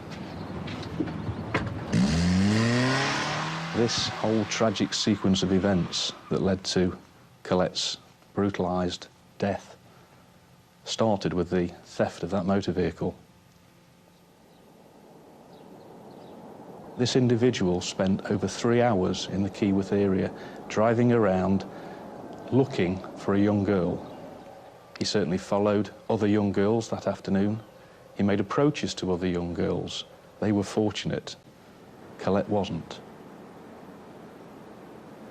She left home shortly after 8. She was certainly seen at about 8:05 by friends who acknowledged her. She was seen again at 8:10 by people who knew her. At 8:15, only 5 minutes later, a resident heard screams outside of his home. Repeated screams and shouts of no. He went to the door. He could see nobody. He saw a vehicle driving away at speed. Nobody saw Collette Aram alive again. What can I get you? A pint of orange lemonade, please. The Generous Britain's a small village pub about 5 miles from Keyworth. It doesn't entertain many passing customers, mostly local. He engaged in conversation with the landlady. That conversation tended to indicate he had some knowledge of the area. The landlady actually noticed while serving him that on the back of his right hand he had blood, quite visible blood stains in the creases of his hand. He appeared to have noticed that she noticed and was bothered by that. Where's the toilet? Oh, just back there. When Collette was found to be missing, there was an extensive search conducted throughout the village by members of her immediate family and her boyfriend's family. That continued throughout the night, obviously with police assistance. At about 9:20 the following morning, police officers were called to a field on the outskirts of Keyworth, off Thirlby Lane, where a body of a young female had been found. Unfortunately, the grandfather and the brother of Collette saw officers attending and actually followed them onto the field area. And there they were to see the horrifying sight of Collette lying naked and brutalised in that field. A fact that the police have never released before, because we always like to hold a little bit back, is the fact that Collette had had an item of clothing actually tied to her wrist. It wasn't an item that had been used in any way to restrain her or to incapacitate her. It was tied there almost as a sign to whoever found her. The way her body was posed has never been released before. She wasn't left with any dignity. She was left in a position which could only horrify anybody who stumbled across her body. The resting of her clothing had been thrown into a culvert, but an item of jewellery was missing, almost as if the offender had taken a trophy and had left his victim in a field displayed for all. That was all 21 years ago. This is Colette's mother, Jackie Kirkby. 21 years, but presumably hasn't got any easier. No, it hasn't. I don't think it ever does, and I think any mother would tell you the same thing. It's 21 years in October, and I remember it as if it was yesterday. You know, I go out and I see girls that Collette was at school with. They've got young children. I would probably be the same now, be a grandmother to children that Collette would possibly have had. It's very, very difficult. It's something that you never ever come to terms with. And the one person I think that really has suffered in all of this is my son. He actually saw Collette in that field, and I always remember him saying to me, "Mum, you didn't see the way she was lying there. I did." And he'll never forget that. He'll take that to his grave with him. And things like this, you never get over it. Well, it's just terrible, and I would never wish this on anyone. And Chris, the frightening thing is, this isn't just an old case. This could be happening to other people. Perhaps not murder, but you think this man is a serial offender? It's almost inevitable, I think, Nick, that this individual will have sexually assaulted before he killed Collette, and probably sexually assaulted since. Now, we've got partial DNA, so if people have got any suspicions about somebody, you can easily eliminate. You've also got an EFIT, but you're very concerned that people shouldn't take this too literally, because there have been a lot of conflicting descriptions of the man. Absolutely. Witnesses gave different descriptions at the time, and although it's maybe a backcloth for viewers to actually focus on, I'd actually ask them to try and connect maybe that image with Was this individual in the Keyworth area at the time living there, maybe visiting there, maybe working there? He obviously knew it, and the one thing that we do know is pretty accurate is the hair. He had sort of thick, curly black hair, was it, or dark hair anyway. All the witnesses were very united on that issue. He'd now be mid-40s or early 40s, perhaps around 40 years of age. We're not entirely sure. What about body height and height and that sort of thing? Probably 5'10" muscular build. So maybe putting on a bit of weight now. And as you say, he must have had local connections. He must have got there somewhere, somehow, if he didn't have his own car. And this fetish for stalking girls. Now, this is a behaviour he presumably exhibited at other stages and has exhibited since. I would suspect so, yes. He clearly had followed a number of young girls around in the Keyworth area on that night before he actually found Collette. So there'll be perhaps police officers elsewhere in the country, prison officers, psychiatric social workers, psychiatrists and so forth, people who may see somebody and have may seen them recently with a similar method of operation. Yes, I believe this man may well have gone through the prison system at some point in time subsequent to Collette's killing, and I would appeal to those professionals to come forward to us tonight. The taunting with the letter. One wonders if he might be watching Crimewatch and might ring you tonight, might ring you. I would invite him to phone me. You'd invite him. I should make the point, incidentally, that no calls to Crimewatch, we always say this publicly, no calls to Crimewatch are ever traced. So if he does ring, you can't trace him, but you still want him to call. We don't record them either, incidentally. It's an opportunity to speak to him and maybe to understand why this occurred. Jackie, having lived with us for 21 years, what would you say to anybody who, they're not sure it's somebody, but they've just got their faintest suspicion? They think, well, I can't ring on the faintest of suspicions. I would ask them to just find it in their hearts to phone, whether they got a slight suspicion or not. Maybe then we can put behind us, well, we won't put behind us because we never will, but at least we might get to know the reasons why and get to know with satisfaction that he's behind bars and he's not going to be in a position to do this again. Well, you can talk openly if you call us here, or if you prefer, you can talk in confidence to any of the detectives, and there are BBC staff here too, gathered here in the studio, or you can call the local incident room on 011 59 672 954. Our first case this month is one of those bewildering crimes where it's hard to see a motive. It's difficult to imagine why anyone would want to cause the tragedy they did. As you watch our reconstruction, is there someone you can help eliminate? And is there anyone you suspect could be involved? It took place in Suffolk 4 months ago.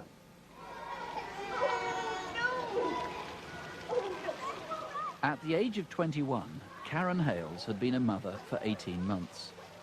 She lived all her life in Ipswich in Suffolk, worked part-time in Boots, but she spent every hour she could with Emily.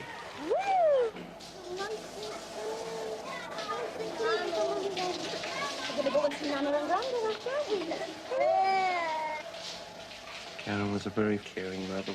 She was very bubbly, real outgoing girl, full of confidence and devoted to Emily and her mother. Wasn't she, Jerry? Yes, she was. She's very special to all of us. A lovely daughter and my best friend. She's very caring, too caring. Thought of other people more than she did herself.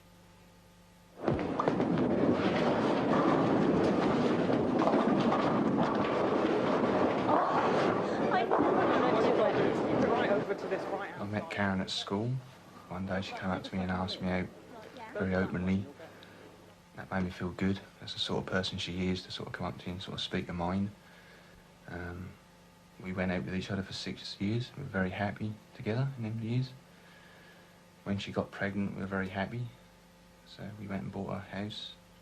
They bought a starter home in Ipswich in Lavenham Road and had lived there for a couple of years. On Saturday, the 20th of November, Peter had gone out with workmates.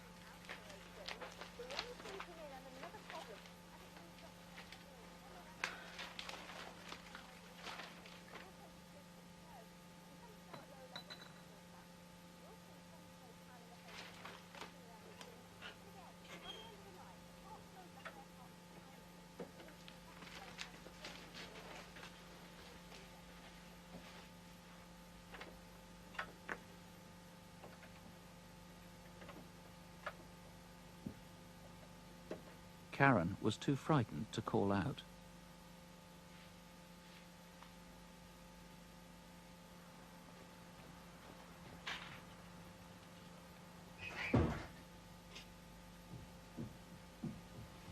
Peter? Sorry, were you asleep? Oh, no. No, how did it go? Oh, all right, we just went up the Swan. Everything right here? Well, no, I had a bit of a fright.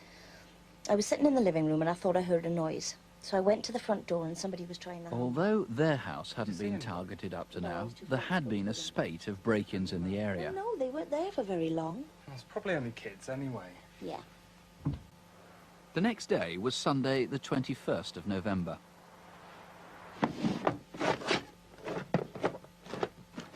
Karen, where are my socks? They're in the second drawer. Right, come on then. Put that down. Go and say so long to Daddy then. There we go. All right, love, see you later. All right. Oh, wait. Oh, I've still got time to take you over to your mum's if you want to go. No, it's all right. Me and Emma are going to clean, aren't we? Oh, all right, then. I'll see you later. Oh, bye, Emily. Peter was on a late shift and had to go to work at 4 o'clock that afternoon.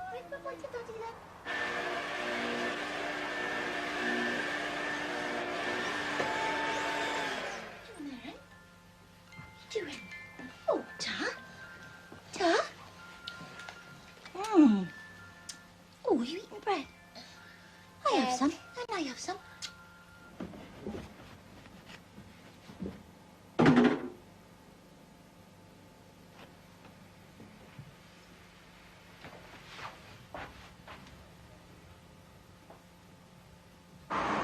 Near Ipswich town centre is the bus garage where Peter works. At 4:15 or so, Karen's parents called to see him. Is that you, Peter? Oh, all right. How are you doing? All right. Wondered if you could have a look at the car. Starter motor's playing up again. Ah, no problem. Peter, you got a spanner? No, Nigel's got it. Is Karen at home? Yeah, I asked if she wanted to come over to you, but she said she'd rather stay at home and get some housework done. Oh, well, we'll pop round and see her in a minute.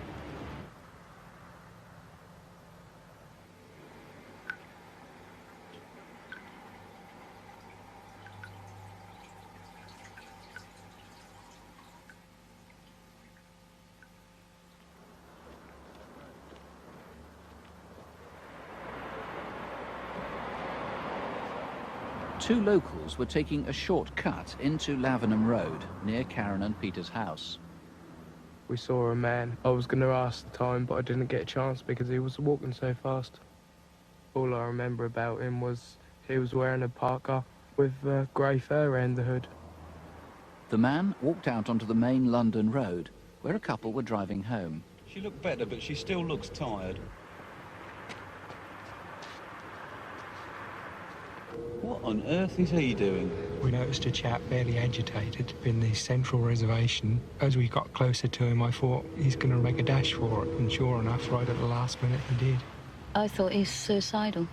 He was wearing a dark parka coat with a grey trim. He appeared to be slim build, dark short hair, round about 20, 25. About now, the two boys were passing Karen's home. We were walking across the green when I looked over at a house. Is there smoke over there? That's just condensation.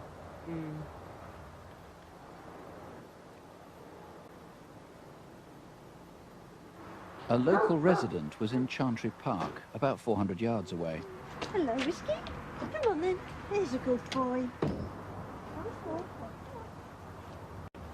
I decided to take the dog for a walk and had just left the car park and noticed a person moving in the distance. I noticed him because he was running bent over. And then he hesitated and stopped and stared.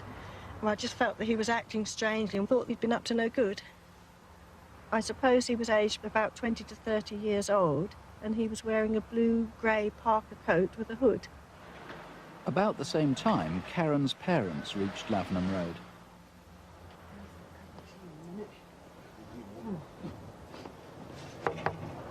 Karen? Karen? It's funny, it's open.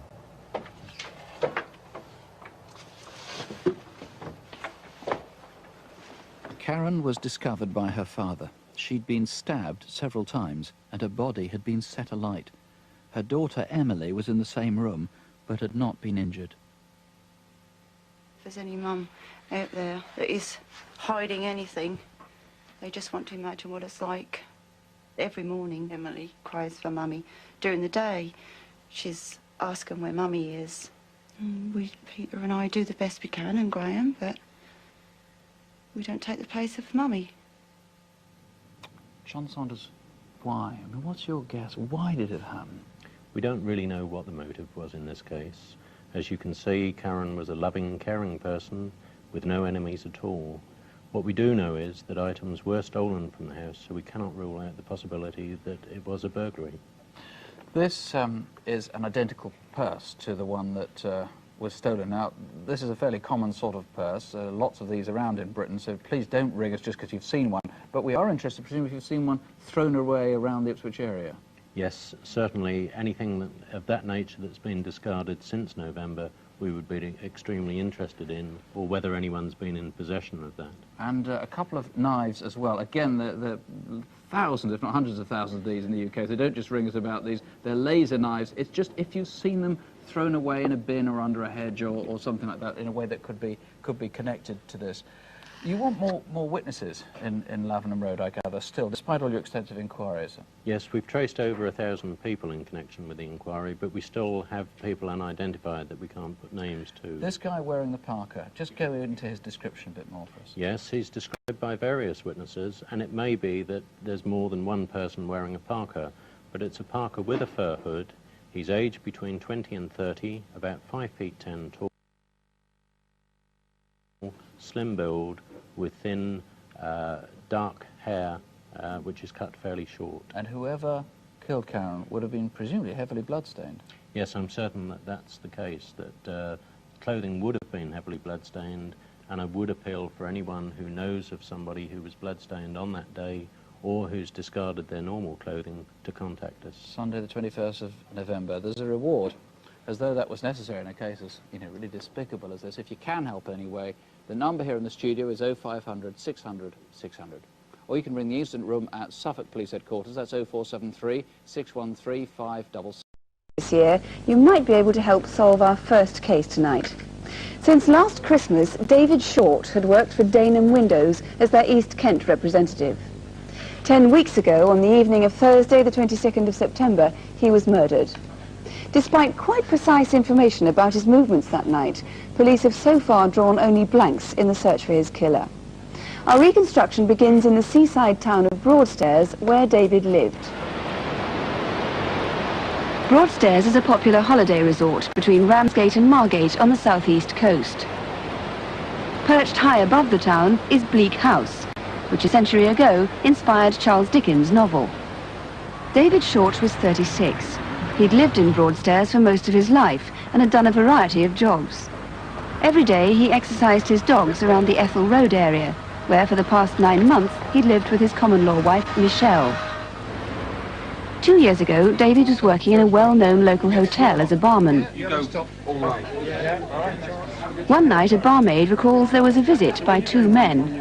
Oi, mate, any more trouble from you, and I'll bleed and kill you. Have you got that? What was that all about? Nothing. A week later, David reported to work with a swollen face and black eyes. David used to frequent various night spots in Margate and Ramsgate, and police are anxious to talk to anyone who may have seen him in these clubs. They'd also like to speak to somebody called Mags, who David met apparently while working as a barman.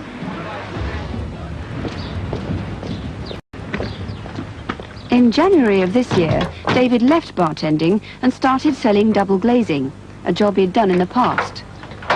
Good afternoon. I called the other day, Danem Windows. Oh, Mr. Short. Yes, we're expecting you. Would you like to come in? Thanks very much. How are the kids? Very fine, thank you. Go through. Thank you. Well, why don't I show you a couple of our brochures? This includes our latest top-of-the-range bestseller, which features an aluminium frame with a hardwood surround. Over the years, David had worked for several companies. Perhaps he sold double glazing to you. I'll just look at the frame, because that's coming out. Oh, no problem there. And measure up. Get you a quote in no time. Business was going very well for David, and he bought a distinctive white Rover car. But if you saw the car recently, you almost certainly noticed the damage to the paintwork. About a month before his death, someone had vandalised his car with paint stripper while it was parked outside his home. Someone obviously had a grudge against him and knew exactly where he lived.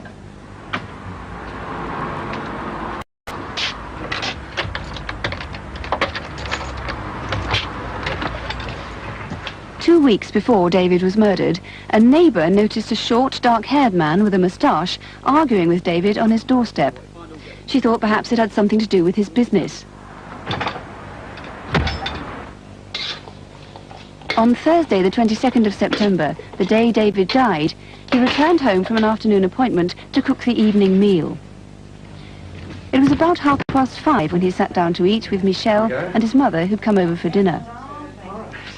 They had a discussion about the new house David and Michelle were hoping to buy together. I think you're going to like living in Dickens Road. Until we've signed on that dotted line, I'm not taking anything for granted. Don't worry. I went to the estate agents today. They've taken the sign down. Yeah, they have. Oh, well, that's something. Yeah. We'll be in by Christmas. I'm sure we will be I in by hope Christmas. so. Across the road, a neighbour saw Michelle and David's mother leaving the house on their way to play bingo in Ramsgate. That was about 7 o'clock. 10 minutes later, she saw David leaving, smartly dressed and carrying a briefcase. His diary shows an appointment in Deal, and the witness remembers he sat in the car for a few minutes before driving off. 4 and 3, 43. 1 and 2, number 12. All the sixes, 66.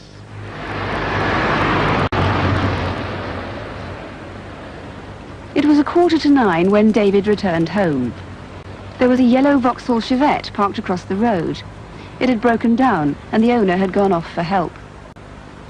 At 9:15, just around the corner from David's home, a witness on St. Peter's Park Road saw a motorcyclist preparing to ride off. Police would like him to come forward. At about 9:20, the owner of the broken-down Chevette came back with his brother. They've told police that in the 20 minutes or so it took them to tow the car away, they don't remember seeing the white Rover. So had David gone out again? And if so, where? At about the same time, 1/4 mile away, another witness saw two men shouting in a car. The woman and child walking nearby may remember seeing the orange or red-coloured old-type saloon car.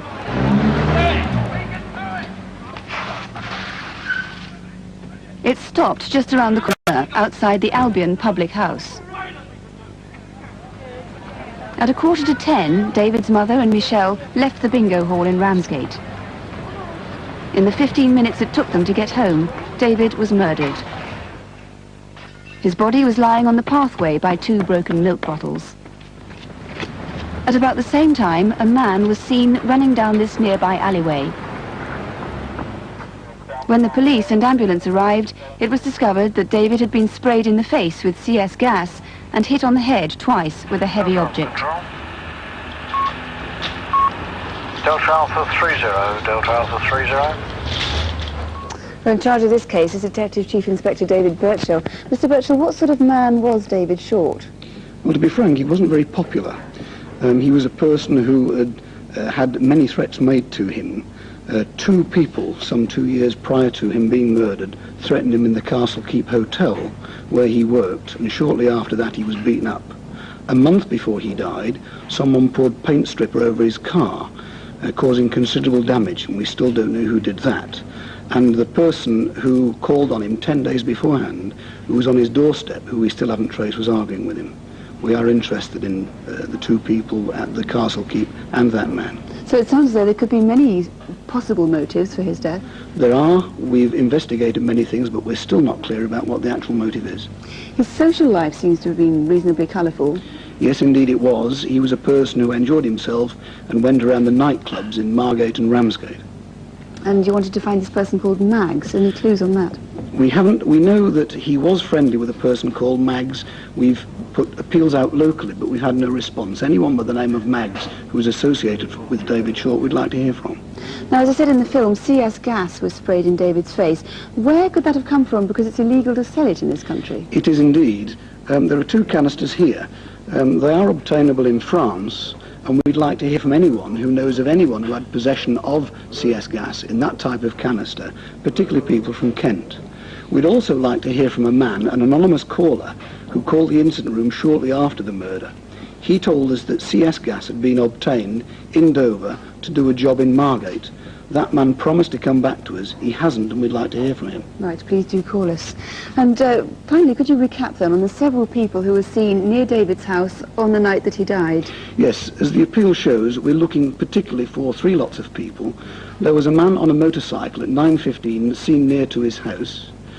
We know that there were 2 men in a car who were arguing about a quarter of a mile away from his house, and the man was seen running away from the scene of the crime round about the time the ambulance arrived. He was in St. Peter's Park Road, Broadstairs. So these people need to come forward, if only to be eliminated from your inquiries. Yes, and we can assure we'll treat them with discretion if in fact they do come forward. Right, they can save police a lot of time, wasted time, if you can come forward and be eliminated from the inquiries, and maybe you saw something significant. Just to remind you, it was Thursday, September the 22nd.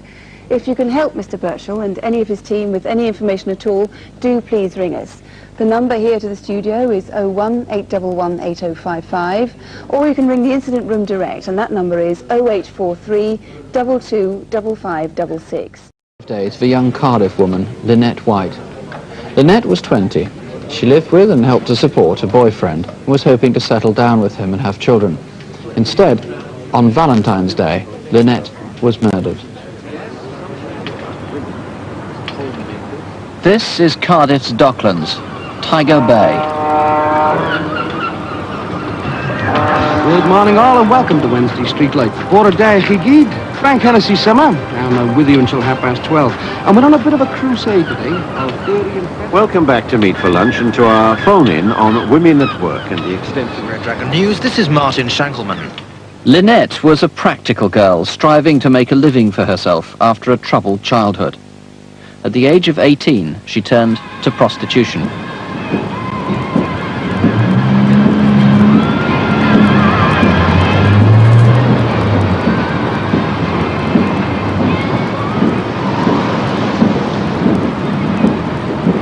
Every night, 7 nights a week, she'd work here from 6 p.m. till 1 a.m., often taking clients to a flat in James Street.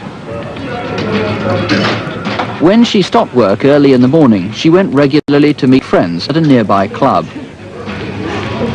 You're always stealing my cigarettes. Oh, come on, no, there's plenty. I've only got 7 Come on, there's left. plenty behind the bar. Now, This is the last one. Well, I only knew Lynette from the club, but I'm more of a friend in the taxi driver, you know, as the time went on, like.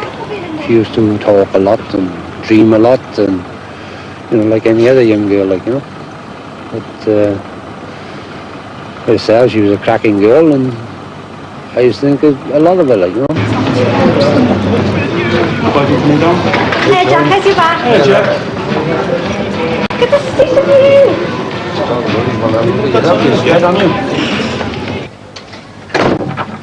On Tuesday afternoon, Lynette left her flat in Grangetown, and for 5 days, she disappeared. She was seen around the city, but she avoided her closest friends.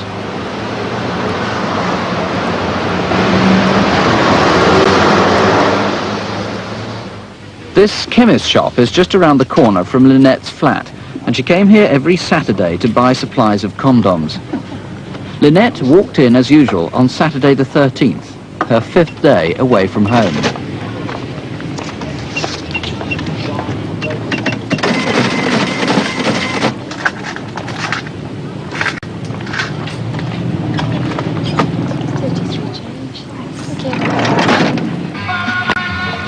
Later on that evening, an old school friend saw Lynette standing outside a disco known as Monty's. Really? So I'm looking for my father. Have you seen him? No. You come in. Yeah, I'm sorry. Lynette almost certainly was not waiting for her father. She hadn't seen him in a year.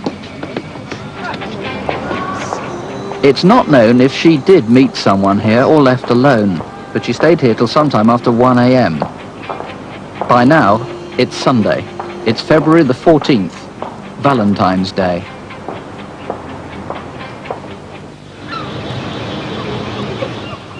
That afternoon, a woman walking down James Street noticed a man who was standing in a doorway. he appeared to have blood on his hands. This is next door to where Lynette took clients.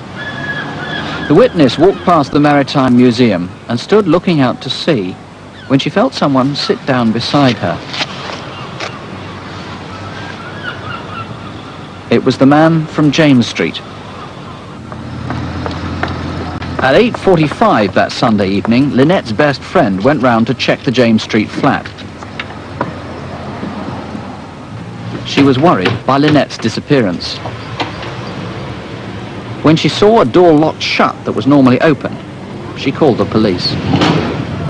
Charlie Quebec 07, I need a console very urgently, over. Yes, from Charlie Quebec 07, I'm at number 7 James Street. I've just broken in and found the dead body of a woman inside, and it appears to be a suspicious death.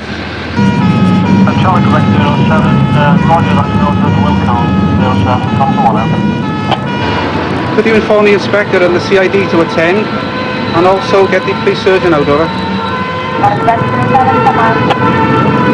John Williams calling it a suspicious death turned out to be the understatement of the year. It was the most appalling attack on her. She had been stabbed, I think, was it over 50 times and had her throat cut. Terrible Indeed, attack. that is so. It was a very cruel, vicious and violent murder after what is a young girl. Now, the man seen virtually outside the flat that she used to take clients to must be the prime suspect, a man who was mumbling, incoherent. I gather he was crying at times too, blood on his hands. That is right. He certainly is a person who we must speak to at this time. Would other people have seen him, and if so, how would they have noticed him? We've compiled a Crimewatch video feed. What are the distinctive features? He is very distinctive. He's got dark brown, greasy hair with lightning towards the front of it. He's about 35 to 40 years of age and between 5'8" and 6 foot tall. And we must remember that this man was bleeding himself. He's cut himself. He's also got blood on him from the deceased. He's upset, he's crying, and he's in a bit of a state. And presumably might have sought medical attention himself. Well, if he cut indeed, himself. that is so. Why had she left her flat for 5 days, do you know? Well, Where was she? she's had a bit of a tiff with her boyfriend, and I think she's had problems with going to court to give evidence. She is a local girl. She would have stayed somewhere in the area. There is no doubt that someone out there knows where she stayed, and we would like those persons to come forward and speak to us. To eliminate them, obviously. That is so, yes. Everybody seems to speak terribly highly of this girl. She was tremendously liked and admired, and I gather even a large number of her clients have come forward who went to her as she was a prostitute. Yes, of course she was, but she was a popular girl. She was a quiet girl. She was well liked. But there are other clients in the city and outside the city who ought to come forward and tell us when they've been with her so that we can eliminate them from the inquiry. A reward of £1,000. Here's the number. 018118055. That's 018118055. Or you can call the incident room in Cardiff. That's on 0222 398 381. His and friends in Whitechapel have helped us reconstruct what is known about the last day of his life. But our film begins 12 miles away from where he lived, in Essex.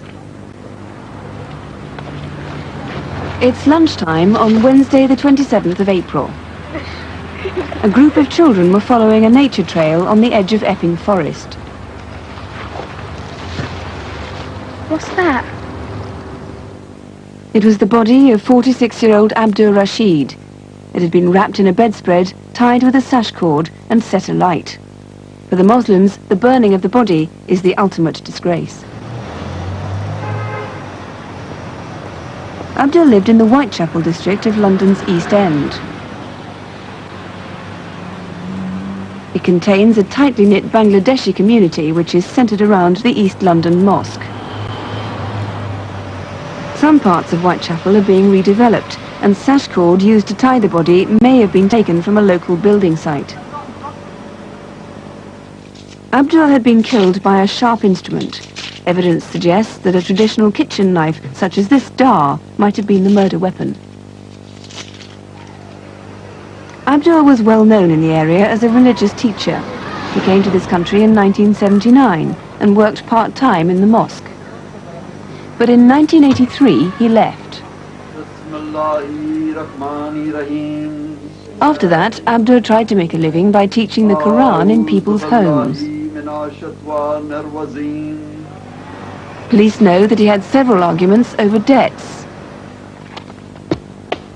He was also selling saris and trinkets to women throughout the Tower Hamlets area, sometimes when their husbands weren't at home. Police say this may have caused some resentment.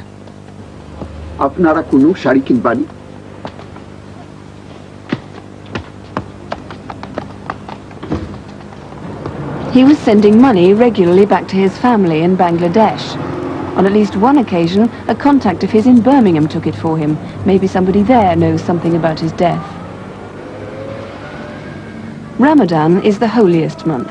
It began in mid-April this year.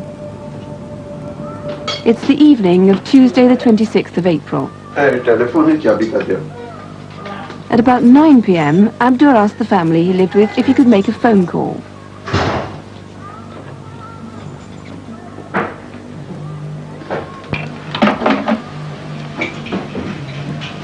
Telephone engage. The family remembers Abdur looking through a blue book, possibly for a number. That book has not been found. When he finally got through, the end of his conversation was overheard. Abdur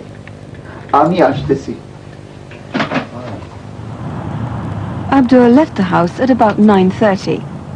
At 10 o'clock, he usually attended the mosque for prayers, but strangely, no one seems to have seen him there that night.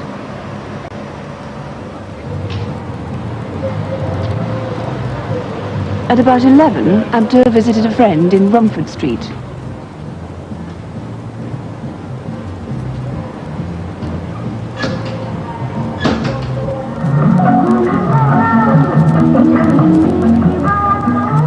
He seemed nervous. Soon afterwards, he left.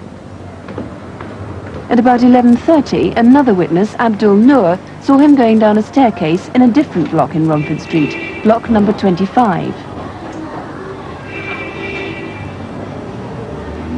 At about the same time, round the corner in Fordham Street, he was seen outside the Sylhet Cash and Carry.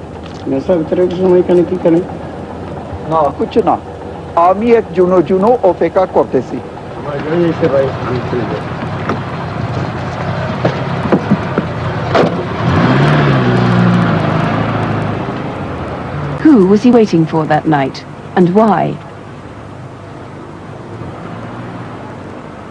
Sometime later, Abdur Rashid was murdered. His killers may have bought some petrol in a can, but where? His body was driven north up the A11.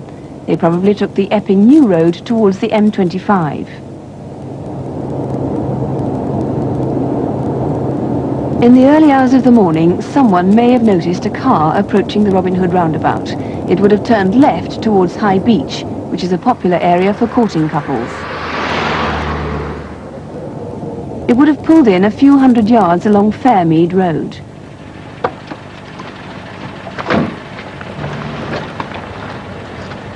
Abdur's body was dumped just inside the wood. The flames must have been visible to any passing car. Well, Detective Superintendent Jeff Parrott is leading the inquiry into Abdur's death. Can you tell me a little bit more about what sort of man Abdur was? Yes, upon his arrival in the country, Abdur took employment at the East London Mosque. And whilst that employment was terminated in 1983, he was still known in the community as the Holy Man. As such, he was very, very respected, and throughout this inquiry, everyone has referred to him as a good man. And with that in mind, it's a complete mystery as why anyone should wish to kill him. What you really need most to know now is where Abdur went and what happened to him after that last sighting outside the Cash and Carry. Yes, he obviously met someone outside the Cash and Carry, and from that point onwards, until his body was subsequently discovered, we have no sightings whatsoever. What about the car park at High Beach, near where his body was found? Yes, that is used every evening by courting couples, in particular, often into the early hours of the morning. It may well be, and it's distinctly possible, that couples were still parked there at the time Abdur's body was dumped and set fire to. It may well give rise to some embarrassment to people there, but I would urge them to come forward and give us what information they have. And I can only seek to emphasise that we will treat their information in the strictest confidence. Right, you guarantee that. And you're quite sure that if somebody was there, they could well have seen something? I'm sure they would. This burst of flame would be so obvious. Now, you haven't yet found the blue book that he looked that telephone number up in that night. Where do you think that might be?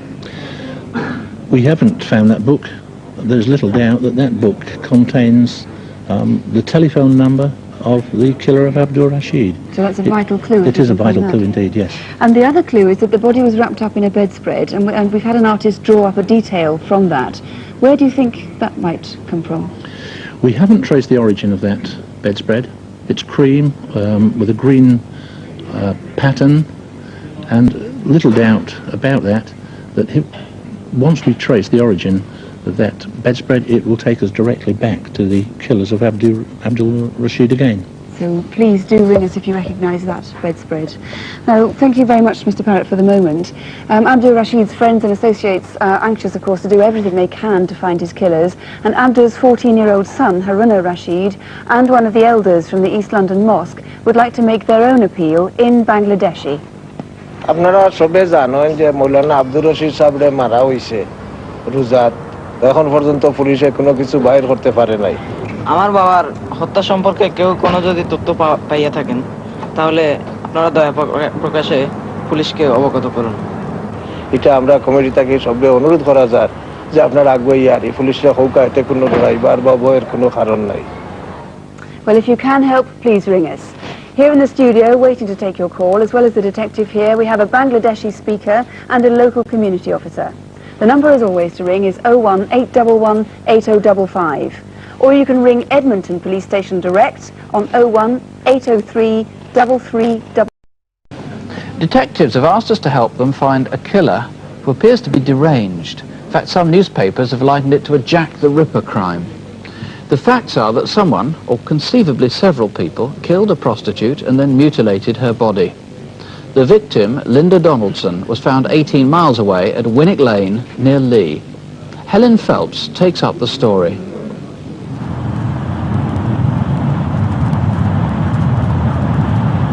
About a mile from Liverpool city centre is Canning Street. It's a small part of the Toxteth area, and it's the city's main red light district. Every night about 20 women are out looking for clients who circulate the area in cars. Many of the women here are on the streets for one reason: heroin. They're drug addicts and have turned to prostitution as a means of funding their needs. Linda Donaldson was one of them. She was well liked. A number of the other women and one of her regular clients have spoken to us about her. Her mother was only 15 when she had Linda. Her father was from another country and Linda never saw him. Linda was brought up by her grandmother. What was she like? Very friendly, a great personality. I found her quite a lovable person and loving in return. I was her client at first, obviously, but I really do miss her. I liked her. Everyone liked her. All the girls got on with her. If there ever was a punter that was really bad or evil, you know, or he wanted something that kinky, she'd tell you, she'd let you know about him. She just cared. She cared. She was that sort of person. Linda was careful in a number of ways. She regularly visited this clinic, which was set up to prevent the spread of AIDS by distributing free needles and condoms. And she took clients home by a back alley, back Canning Street, so as not to offend neighbours. I want somebody who walks the streets to respond. Linda was invited to appear on the Kilroy programme a year ago and talked about this very issue. Police in Liverpool wanted us to walk on a deserted street in front of the cathedral, and then they thought about it and others a bit more, and they put us back into the residential area. Do you get problems with residents in Liverpool? Well, I certainly don't walk past when someone's got kids around me. I wouldn't dream of chatting up a man right in front of kids. Not many girls will. From 7 o'clock on the night of Monday the 17th of October, Linda was at her regular spot here on the corner of Canning Street, where she lived, and Catherine Street. She was distinctive because she always wore black. Sometime before 10 o'clock, she visited the shop in Windsor Street to buy some groceries. It was part of a normal routine. After shopping, she returned to her flat to feed her pets. She walked everywhere quickly. Come on, love. Come on. Linda loved animals. She had a dog and 3 cats, strays which she and her flatmate had rescued from the streets. Where's my kiss then, eh? Hey? Yeah. In Belgium, the trial of the British fans involved in the Heysel disaster opens in confusion. Tonight, many of them are on their way back home to Liverpool. How much for? By 11 o'clock, Linda was back at her usual corner. She was spotted by 2 policemen. You are? No, It was a quiet night, but other women say Linda met a number of clients. What's your name, love? It's Tracy. Tracy was her working name. It's vital that anyone who saw or met her that night comes forward. About 11:30, another prostitute was approached by a man whose behaviour made her uneasy. You doing business? Yeah? Do you know anywhere dark? Forget it. No, come on. Oh, come on, leave off, okay? Oh, come on. Look, I'm telling you, bug off or I'll get the police. She was worried by the clanking in the bag, and so far police have been unable to trace him. She's compiled this video fit of him. He's described as 5'11" tall, in his late 20s, and was wearing a white polo neck sweater. About 2 hours later, the same prostitute met Linda. Hiya, Linda, how's it going? It's a bit quiet. Yeah, it is. I've just had one of those weirdos tonight. You're joking. Told him to get on his bike. I'm going to call it a day now, okay? Right. See you around. Yeah. Take care. Bye. Taxi.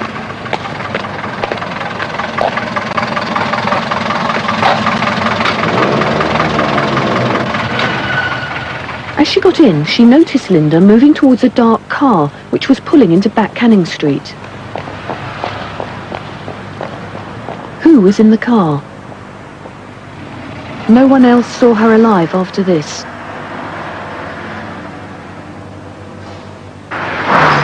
Just over 4 hours later, 18 miles away, a maroon Ford Granada Mark II was spotted parked in Winnick Lane near Lee. People in the car may have seen something, and police urgently need to speak to them. Then at lunchtime, this elderly couple pulled off the M6 at junction 22. Winnick Lane links the motorway with the A580 East Lancashire Road. They pulled in at the same place where the maroon car had been seen earlier. We were coming from home and we were travelling up to our daughter's in the Pennines. And usually about here I get stiff. I want to usually get out and stretch my legs. And I said to Dorothy, is that a body down there? With that I went down to look to make certain. Came back to Dorothy and said, it is a body, kid. The body was naked. Linda had been stabbed to death and mutilated. Mr. Leaf stayed there while his wife went to fetch the police. Detective Chief Superintendent Ken Clark is in charge of the case. We haven't been able to find a motive for the killing.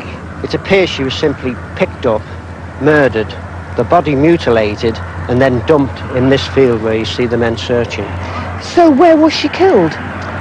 This again is a puzzle we haven't been able to satisfy ourselves about. It's quite obviously that the murder had plenty of room in order to carry out the killing and the mutilation. So there's somewhere between Liverpool and Winnick Lane that he has carried out the murder in plenty of light and taken his time over it. Despite appeals to the public, there's been no sign of a clothing or a handbag anywhere. And this is something that we want to find out. If anybody saw anybody acting suspiciously, such as dumping clothing or burning clothing, would they please come forward? And I appeal to anyone of the public who may have anything whatsoever, no matter how small or insignificant, it may be the vital clue that we require. If you have any information, then call us now on 01 811 8055, or you can ring the Incident Room direct on Liverpool 708 7277. I thought that it was solved. It's been in the news quite a bit. It's about 2 girls from the same school in Leicestershire who were both 15, both sexually assaulted and both murdered. But there were 3 years between the killings. The first was a notorious unsolved crime called the Black Pad murder after Black Pad Lane, where the body was found. The victim was Linda Mann, and her mother made a prophetic appeal for public help. If anybody knows anything or saw anything, they must come forward and help, because it can only happen again. On Thursday, the 31st of July this year, it seemed as though it had. Not far from where Linda had been strangled, Dawn Ashworth died in broadly similar circumstances. Suspicion fell upon a 17-year-old youth who lived locally. He was arrested, and in a tape-recorded interview, he made a statement and was charged with Dawn's murder. But with nothing to link that suspect with the earlier crime, police used for the first time in criminal history a complex forensic test known as DNA or genetic fingerprinting. The results were conclusive, but not what detectives had expected. And 4 weeks ago, they called a press conference. Those tests which were carried out did not implicate Mr. Buckland in the death of Linda Mann.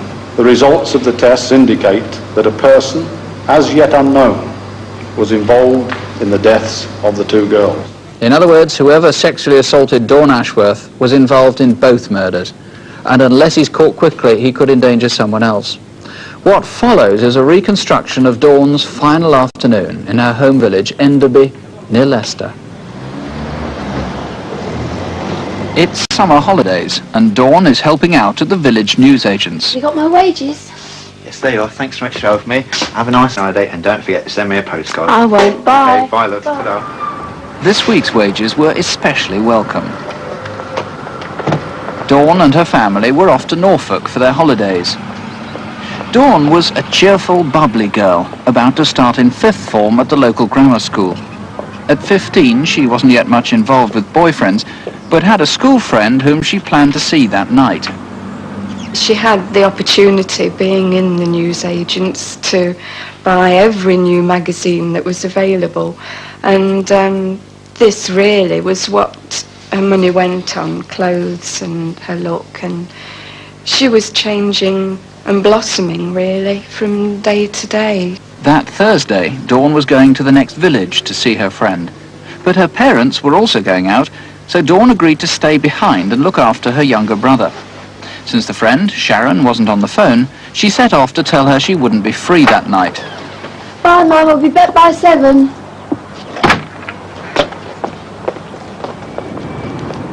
Dawn was seen on her way at about 4:15.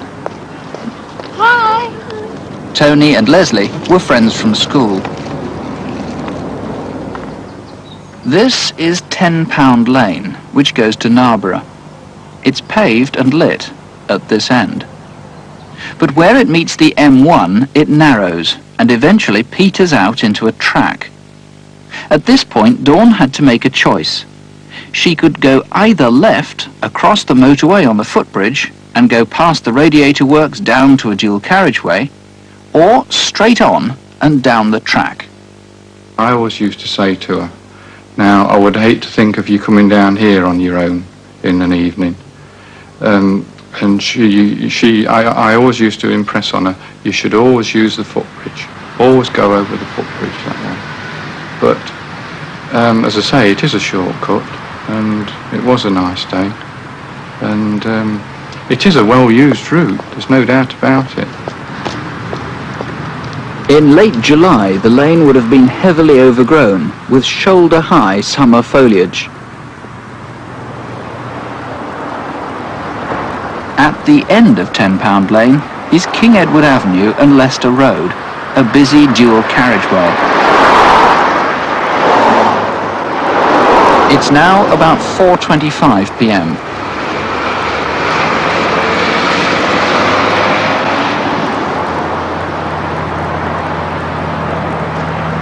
Through the hedge, and Dawn would have been straight into Carlton Avenue, where Sharon lived.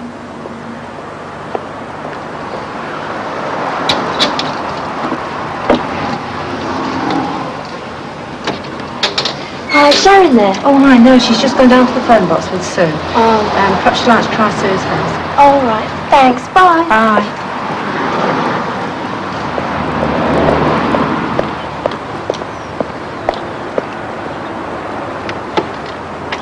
Hi, is Sue and Sharon there? I'm sorry, love, they're not here. They've probably gone for a walk to the village. Why don't you go and look for them? All right then. Thanks. Bye. Bye. Mrs. Alsop is the last person we know who spoke to Dawn, though from the kitchen in number 8, Mrs. Walker saw her pass by.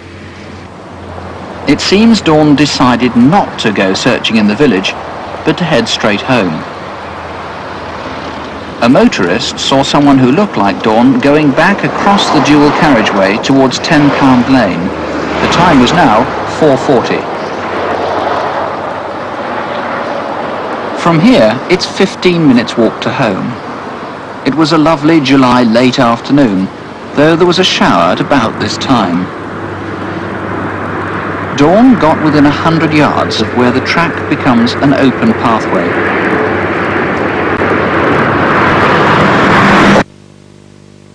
Somehow she was taken off the track, was raped and strangled.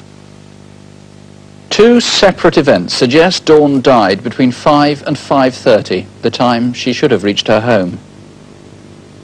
Just the far side of the footbridge across the motorway, two men were out in the yard of the radiator works.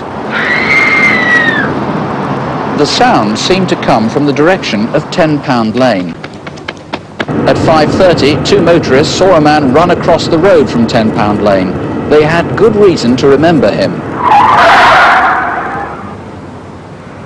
At the top of that embankment is the M1.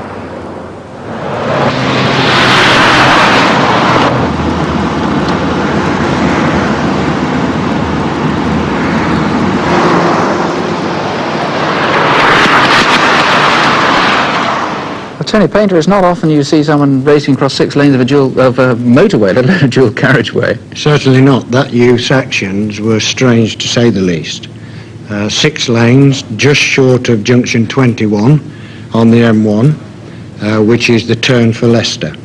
A pretty distinctive youth, about 20 years of age, late teens at least. He was 5'10", quite athletic to get up that embankment as he did. And has been described by the witnesses. If anybody saw him at all running across the M1 junction 21, you want them to call you? Certainly. Now, there was another guy apparently seen pushing a motorbike on the dual carriageway, not on the B4114. Yes, this is the dual carriageway that the youth had run across to get to the bridge, and he must have come down the other side of the M1, and we believe that the motorcyclist who was pushing his cycle along the pathway prior to that bridge could possibly have seen the youth when he came off the M1. Now, as the name implies, Crimewatch UK is a national programme, but to be blunt about it, it does seem quite likely, doesn't it, if not almost certain, that this killer is a local man.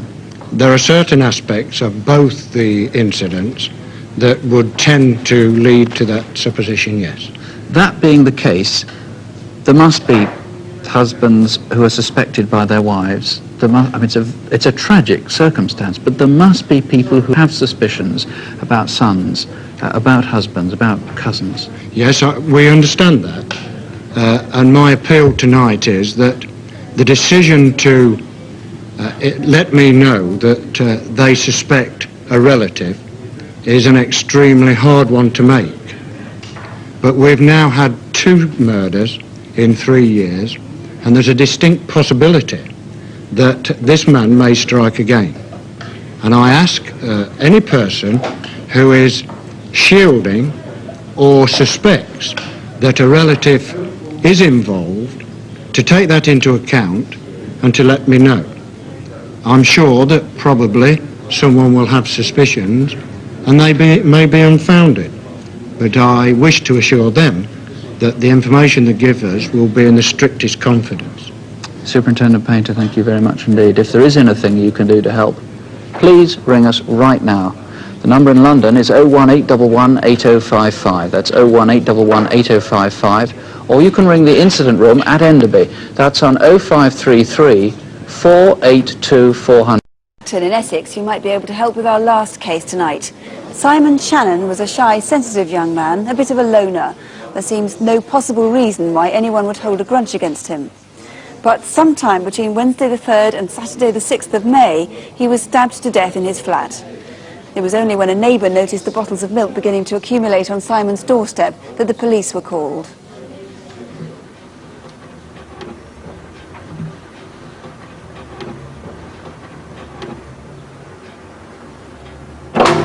Simon Shannon was 26 years old. He was found dead in his flat by a police officer on Saturday about 11 o'clock in the morning. He'd been strangled, he'd got serious internal injuries, his throat had been cut. We know that he's lived in the flat in Groom Park for about 5 years. We know that he is an adopted boy. He comes from a big family. Simon was my son, and as a father you have a special relationship, and all that has been taken from us. Simon was a very quiet person. He, right from an early age, he'd like to have his own space and his own privacy. He didn't like to be part of a group of people. He liked to be on his own, doing his own thing. Now, the problem is, we don't know very much about Simon since he moved away from his parents' home. What we need to do is find out a lot more about him. So let's get down to Clacton, let's do our inquiries and find out as much as we can. Simon was about 17 years old when he came to see us. We ran like a guest house, and Simon lived with us for about 3 years. And we became very fond of Simon. And he remained friends with you after he'd left here, did he? Oh, yes. Simon would come here 2 or 3 times a week. I'd be working away in the kitchen, and all of a sudden Simon would appear out there. He would just stand there. And until I actually looked and saw Simon, he wouldn't knock or ring the doorbell, and I'd just say, "Come on in, Simon." Simon had this amazing talent. He loved to paint. Everywhere you go in this house, Simon's painted something in every room. We're going to have to find the people that he's given or sold a painting to. We've got a statement here from a woman that saw 2 men leaving Simon's address on Tuesday, 2nd of May, and one of them was carrying a painting. It's about 4 to 4:15 in the afternoon, and as she entered Groom Park, she saw these 2 men coming up the footpath of Simon's house. She's given a couple of good descriptions.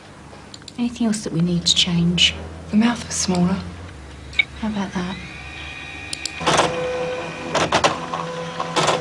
She says in her statement that the man carrying the picture was 25 to 26 years of age, 5'7", medium build, shoulder-length blonde hair, which was wavy and unkempt. You know, it wasn't brushed. The second man was about the same age, about 26, and he was a bit taller, 5'8" to 9", I'd say, slim build. He had dark collar-length hair, which was wavy, and a bit longer on top. We now have a better idea of the places he visited. There's 2 I've come across which are in Clacton. The first one is the Warwick Castle Market, or Boot Fair as it's often known. We've got a lot of sightings of him there in a very distinctive mauve jacket, and also at the library, again in Clacton, and we've got a definite sighting of him there on the Monday morning before the body was found. Yeah, we found someone and saw him in Safeway supermarket on Tuesday. There are other possible sightings of him, but at this stage we don't know if that's just someone that looks like Simon. What's important about During the first week of the investigation, 2 more witnesses had emerged.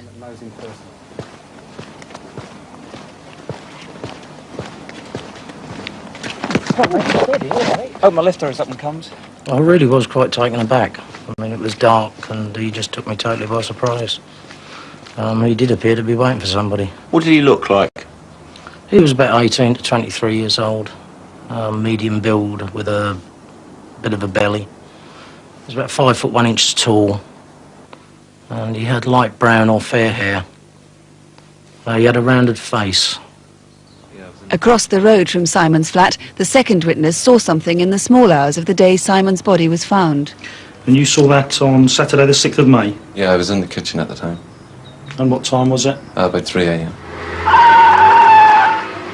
As it went across the junction of St Anne's Road, St Mary's Road, I thought it was going to collide with the wall. It looked light in colour, like an old-style minivan. And why didn't you report this to us earlier then, Joe? Well, I didn't really think much of it at the time, until I heard about the guy being found dead across the road.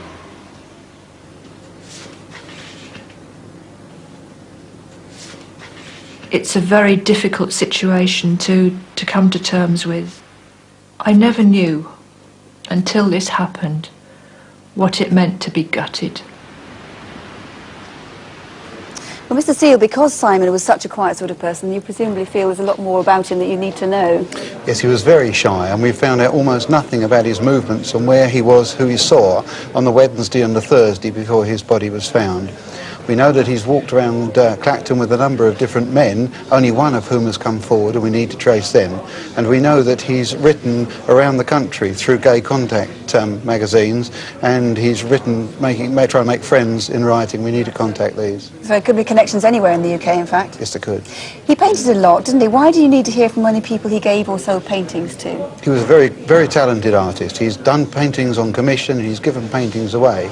And we're trying to trace the people who he's done these paintings for, so that we can build up our knowledge on him. As we can see, he either signed them Simon Shannon or SS or S. Shannon. Yes, he did.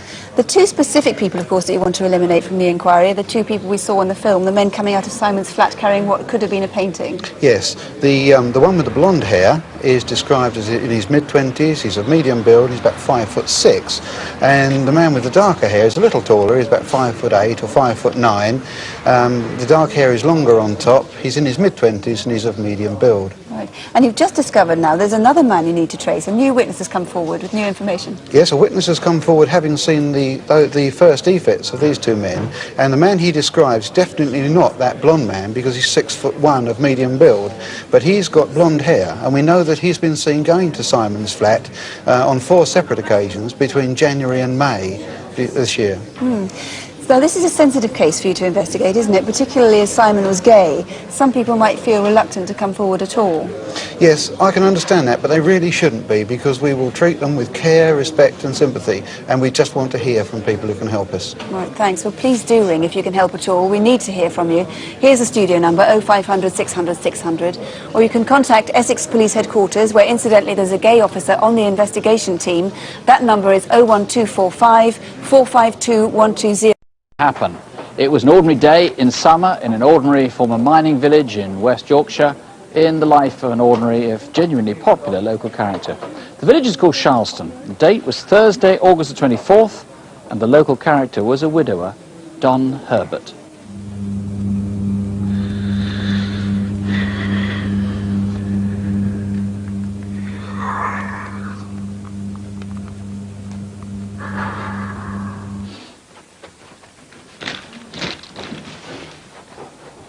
My granddad lives on his own. With him having emphysema from working in the mines, my mum has to go twice a day to look after him. She does everything for him. And with her going for a week's holiday, she asked me if I'd go to look after him, so he went on his own. Slept through then? Yeah, I did, love. First time for a long time. Yeah, but man, it's a bit cooler now.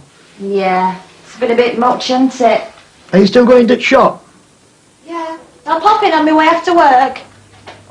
Don't forget my whiskey, love. I want the gas cylinder for the soda stream. And what about your tea? Have you got all tin? No, I haven't, but I'll get some fish in. Oh, all right then. Well, I've got to finish off because I've got to get to work. All right. Thanks, love.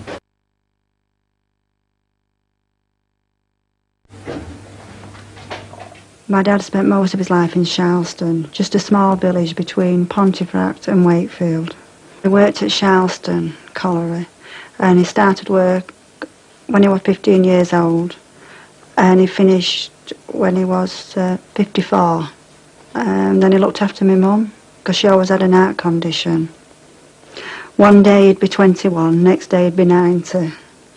And it don't matter what you said to him to look after himself, he still liked to enjoy himself, but he liked everybody else to enjoy themselves as well. I've cashed my pension, and with all that money in my wallet, it's burning a hole in my backside. Listen, can you do us a favour? What's that, Don? If you go to shops, can you get us some beans? I've known Don for about 4 or 5 years. Nice gentleman, kind fellow, he'll give you anything. Yeah, will do. Thanks. Now, what time do you want to meet at Villa? The Villa is a working men's club, and we'd meet there every day and have a drink and a bit of a natter. Sometime mid-morning, Don would have left his flat. Because of his illness, he used a mobility buggy to get about the village. He was seen soon after by his niece. I were coming home from work. I work in Wakefield, and I was getting off the bus in Charleston. It was around about 10 to 11. I got off the bus and I was walking down home and I met up with my Uncle Don and he was with the man. Hello then, where are you off to? You alright then? Yeah, I'm fine. You know this fella, don't you? Dave, he used to stay with me. Yeah. He thought I did recognise him, but I didn't. He was about 38 to 40. He was like 5'9", 5'10" tall. He got darkish, scraggly hair and he got right drawn-in face. Don arrived at the villa sometime around 1 that afternoon, but without Dave. Who is Dave, and where had he gone? Hello, lads. Hello, Don. All right. They were a character. There's characters in every village, and Don was just one of them. He would a laugh. I could always go and sit with Glenn and Don and Barry, and they were always made welcome. Any chance of a lift down it, Jeep? Certainly. No, we're all right. Certainly. Get on top. Don would give anybody anything. He was good as gold, salt to earth, and he was just a genuine guy. Well, that's nice, isn't it? Mates for all these years. Buddy, is he allowed to come with me? No. That's right. Got to get on for There's that, having the yeah. fish. Get the fish down the neck. Me and they, then we're going up there. We'll have an hour then, eh? At around 3:30, Don went home to spend the rest of the day at his flat.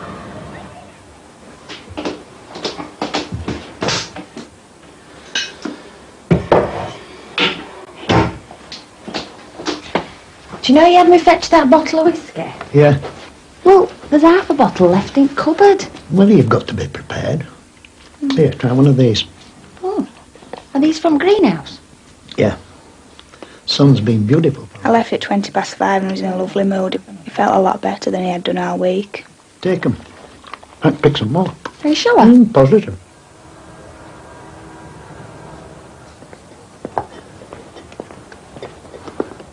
You all right, Don? Oh, yes, fine. That's There's good. your wine. Right, thank you. Got some of these for the wife? That'd be a good swap, wouldn't it?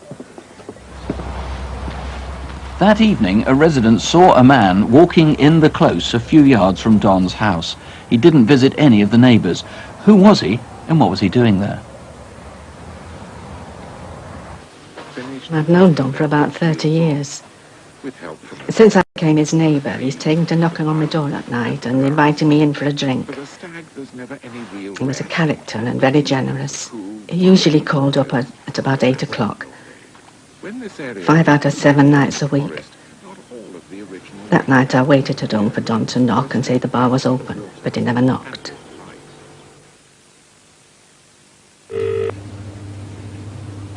Still no answer? No. I'll be ringing long enough. I'm getting a bit worried now. I think I ought to go up and see if it's okay. Yeah, I think that'll be the best.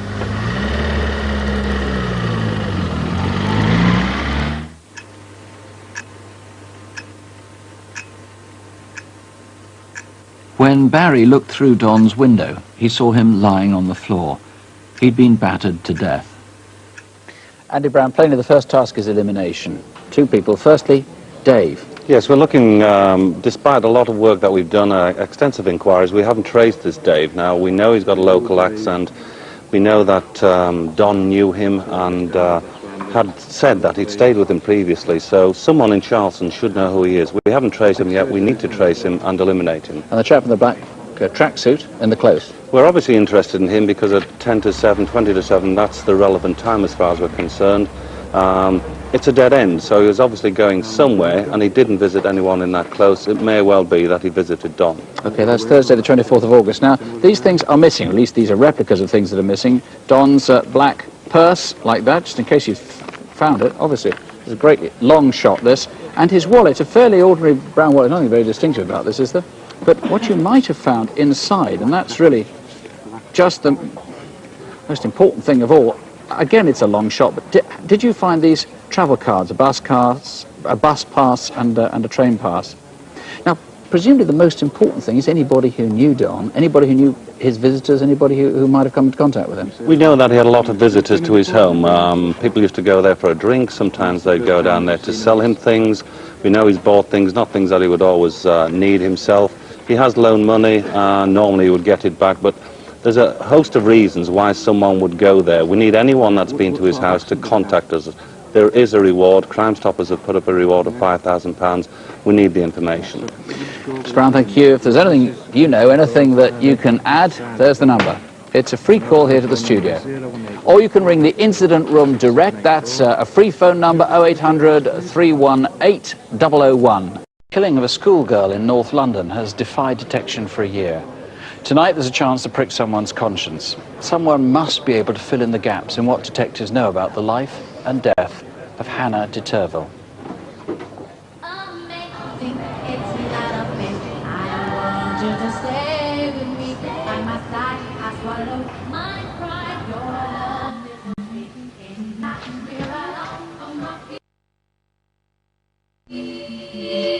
Oh, Hannah. Oh, come on, Mum. Can't explain why your loving makes me weak. I get so weak in the knees, I can hardly speak. I lose all control when something takes over me. In a daze, it is so well. Hannah, can you go to the wool shop for me and get some of that gold thread so I can finish this off? Yeah, okay, Mum. Today she wanted to be a doctor, tomorrow an actor, you know, the next day she wanted to be a singer. She was young, so at the end of the day, it's like the world is her oyster. She wanted to do everything.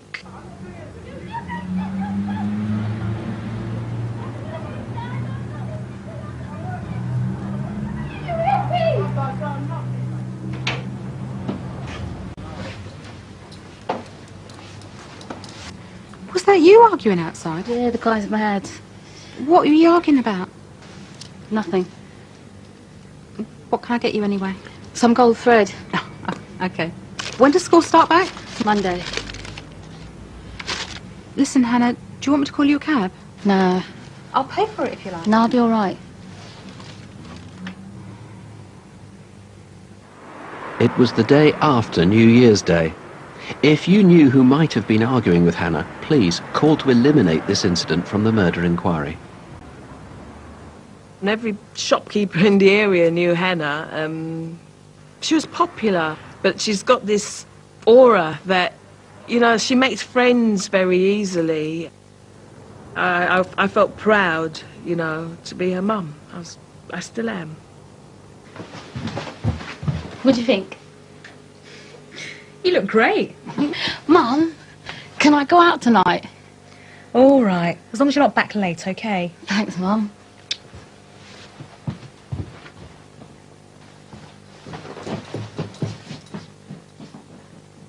Do you want anything done? Can I get you anything? No, I'm fine. Don't forget your keys. Yeah. Hannah left her home in 6th Avenue to go and meet a friend nearby. No one knows what happened after that, unless you can help. Hannah disappeared. Okay. Okay. But deep down, the anxiety was there. I was trying to, like, live in hope that, you know, she's going to walk through the door because there's no need for her not to come home. About 7 miles away, near Perivale, is Horsenden Hill. This is early January last year. Do you remember being there one Sunday morning? I got about halfway up and I saw 3 black guys coming down the hill. I was sort of a bit wary. Well, it was just unusual to see, you know, 3 men without a dog or children or anything up there in that sort of weather. It was unusual, so I just avoided them. These men are very likely unconnected with Hannah Deterville, but police need to trace them to be sure. The importance of Horsenden Hill became clear 3 weeks after Hannah disappeared. The area is often used by gay men, and some may be crucial witnesses. London Lesbian and Gay Switchboard, how can I help you?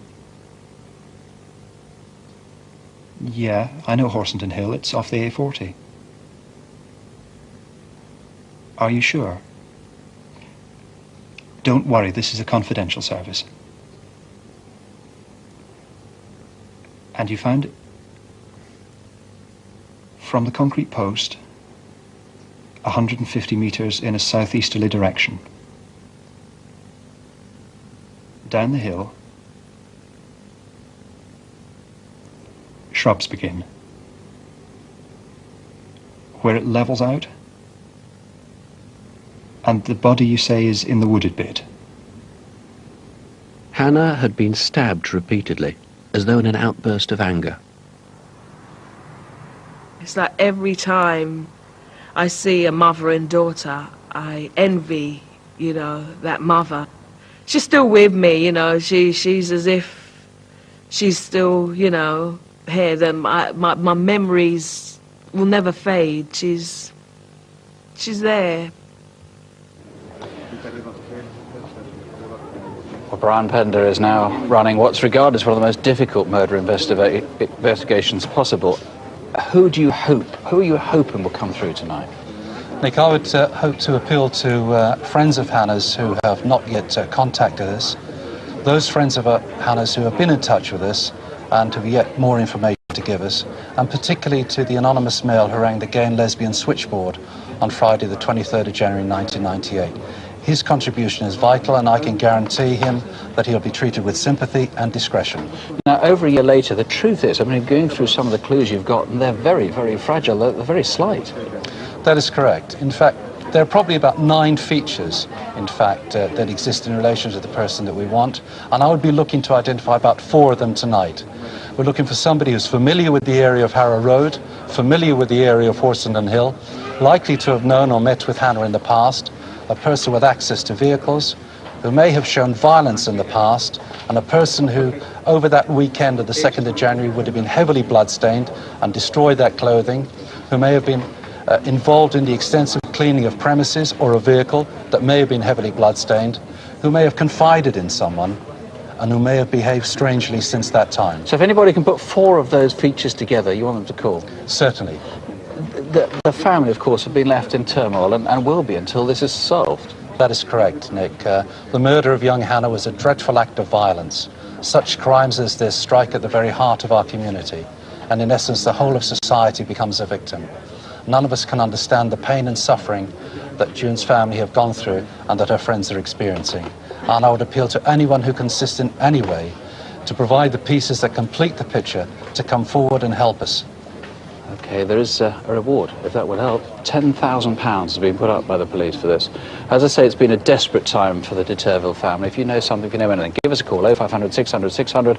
That comes direct to Brian Pender and his colleagues here in the studio. Now, I should say we've been having a technical problem with some of our phones tonight, and if you are having a difficulty getting through, please persevere and try later, or in this case at least, and we'll give you other numbers in a moment, on this case you can try the incident room in London on 0181 358 1871. Bank holiday in 1977. That was the year of the Queen's Silver Jubilee. We're about to piece together clues from a murder. A case that's been reopened thanks to the progress in new DNA techniques. Mary Gregson lived in Shippey in West Yorkshire with her husband and their young son. Their home was beside the Leeds-Liverpool Canal. And the policeman that you're about to see is one of the officers who worked on the case all those years ago.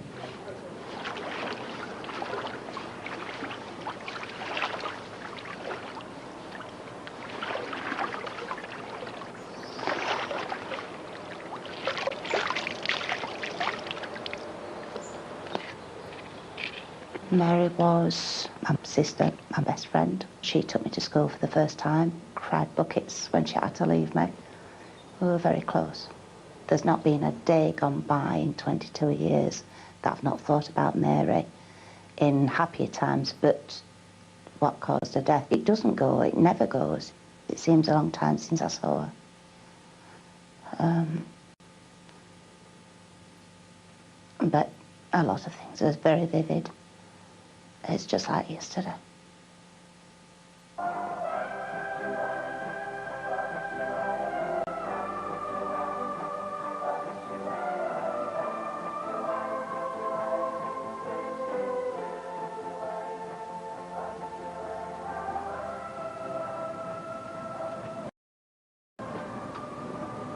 Ta-ra then, see you at 7:30ish. Be good. I will. Bye. We'd been locals. We never thought about the canal bank being lonely and dangerous place. It was a regular walk through childhood into adulthood.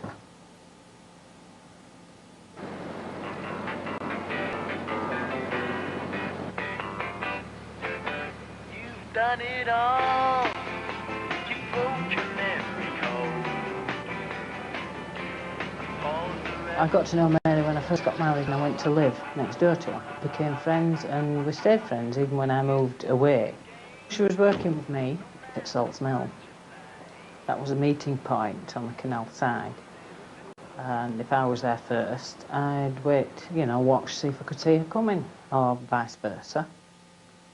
Which is what I did that night. I stood and watched for her, and because she didn't appear. Soon afterwards, another woman was also heading for work and had a disturbing encounter.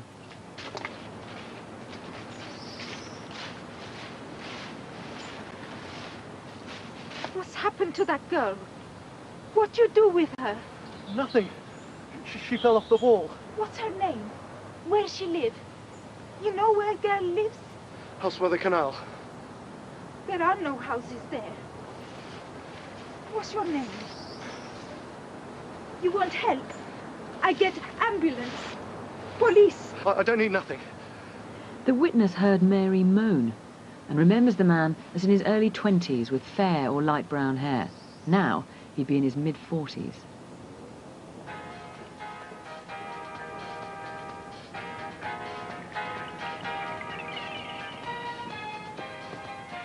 By tragic irony, Mary's husband was cycling home along the towpath just out of sight of his wife and her attacker. I won't. On you go.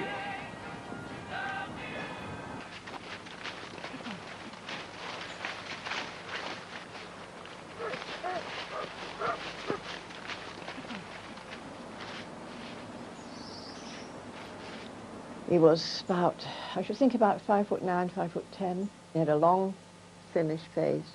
His eyes were just piercing. They just held me, and they've held me ever since. And at his feet, lying straight out in a straight line, was a youth, I thought. I just thought it was extremely odd, but it never occurred to me that she was dead.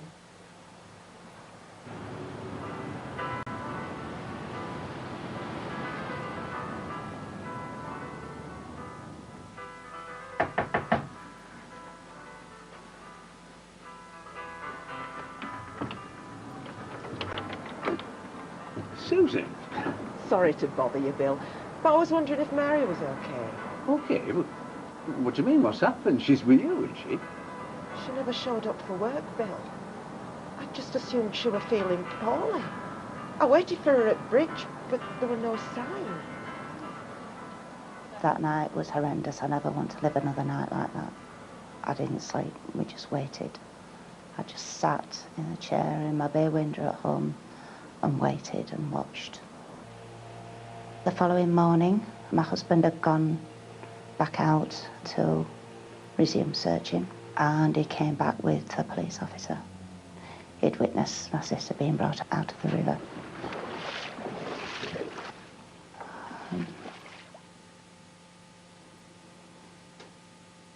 And that's when we realised what had happened. As time goes on, you still keep hoping, you never stop hoping that somebody's going to be caught. I want to know why somebody could attack somebody like Mary. Now, Brian, this tragedy ripped this family apart, didn't it? Not only did Mary die, but a few years later, her husband died of a heart attack near the scene of the murder. Her son was then left an orphan. Now, we're 22 years on now. Realistically, what chance do you think you've got of finding the man who did it? Well, we now have a DNA profile of the offender. And what this means is when we're eliminating or indeed implicating the suspect, all we have to do is take a mouth swab called a buccal swab. That's a very simple procedure. It's very quick, it only takes a few seconds, and it's totally safe.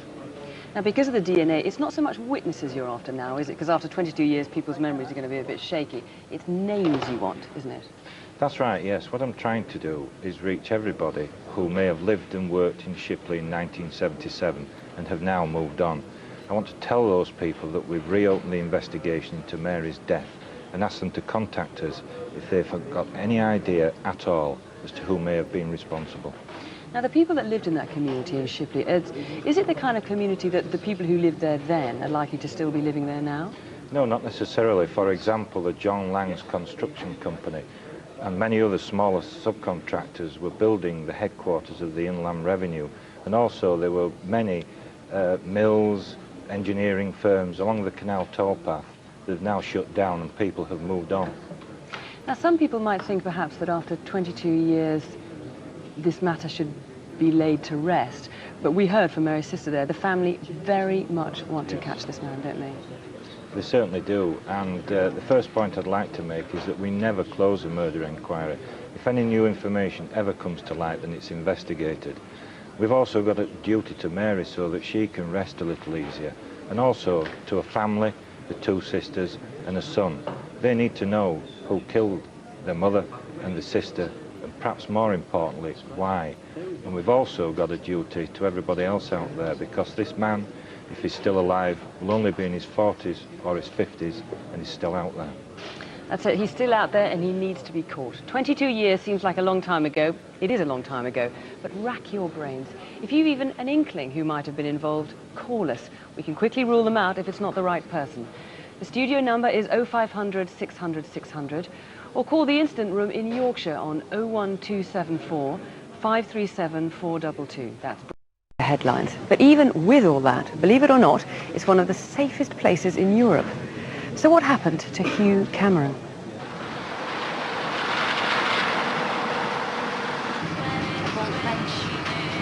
Didn't you tell me they were very rare? They're a lovely one. Beautiful.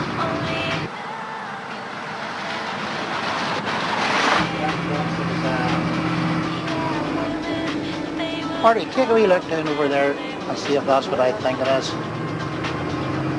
I hope that's not what you think it is, really do. Hello, is that the Larne Police?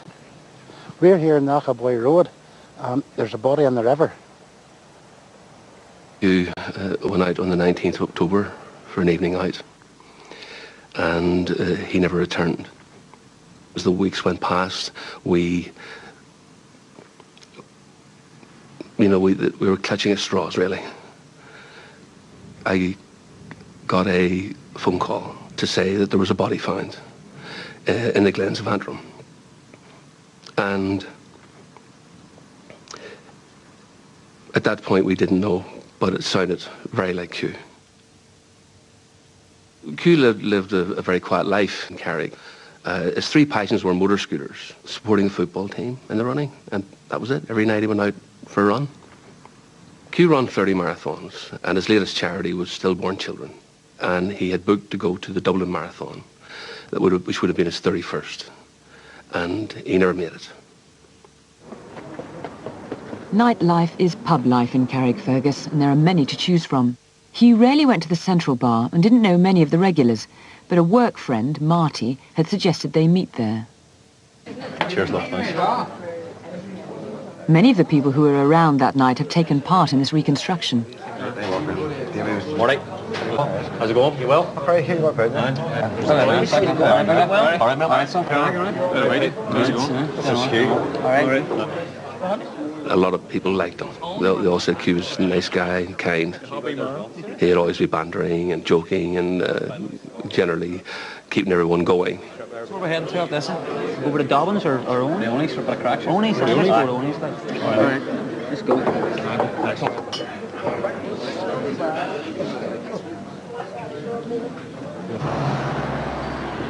I'm going to get a taxi up that Pheasant Bar, right? Why not come with us? All right, fair enough, okay.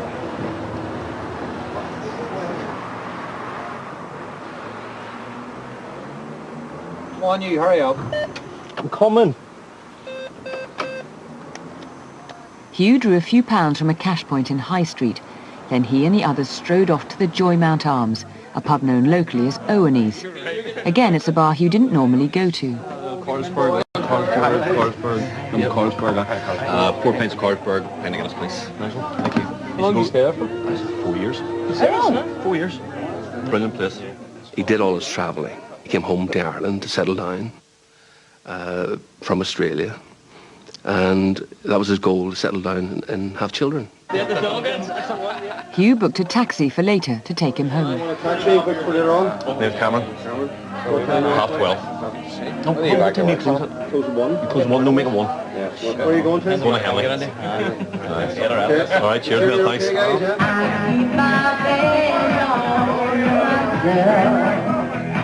Who's the bar playing up the stairs? That's luscious. Really good? Yeah, all right. Well, how much are your tickets?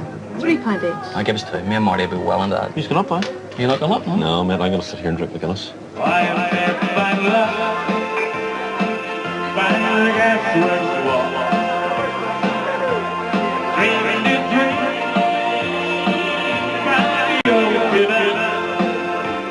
Let's go and get some meat. Yeah, go next door. Chinese. Fancy Chinese? No. No, I mean, I'm gonna have my taxi booked for 1. So right. No problem, man. All right. Yeah, no problem. Sure, we'll see you again. Good to see you. And yep. Yeah. Pleasure. Yep. Right. Take it easy. All the All best. right. All right. Cheers, man. Bye. Bye-bye.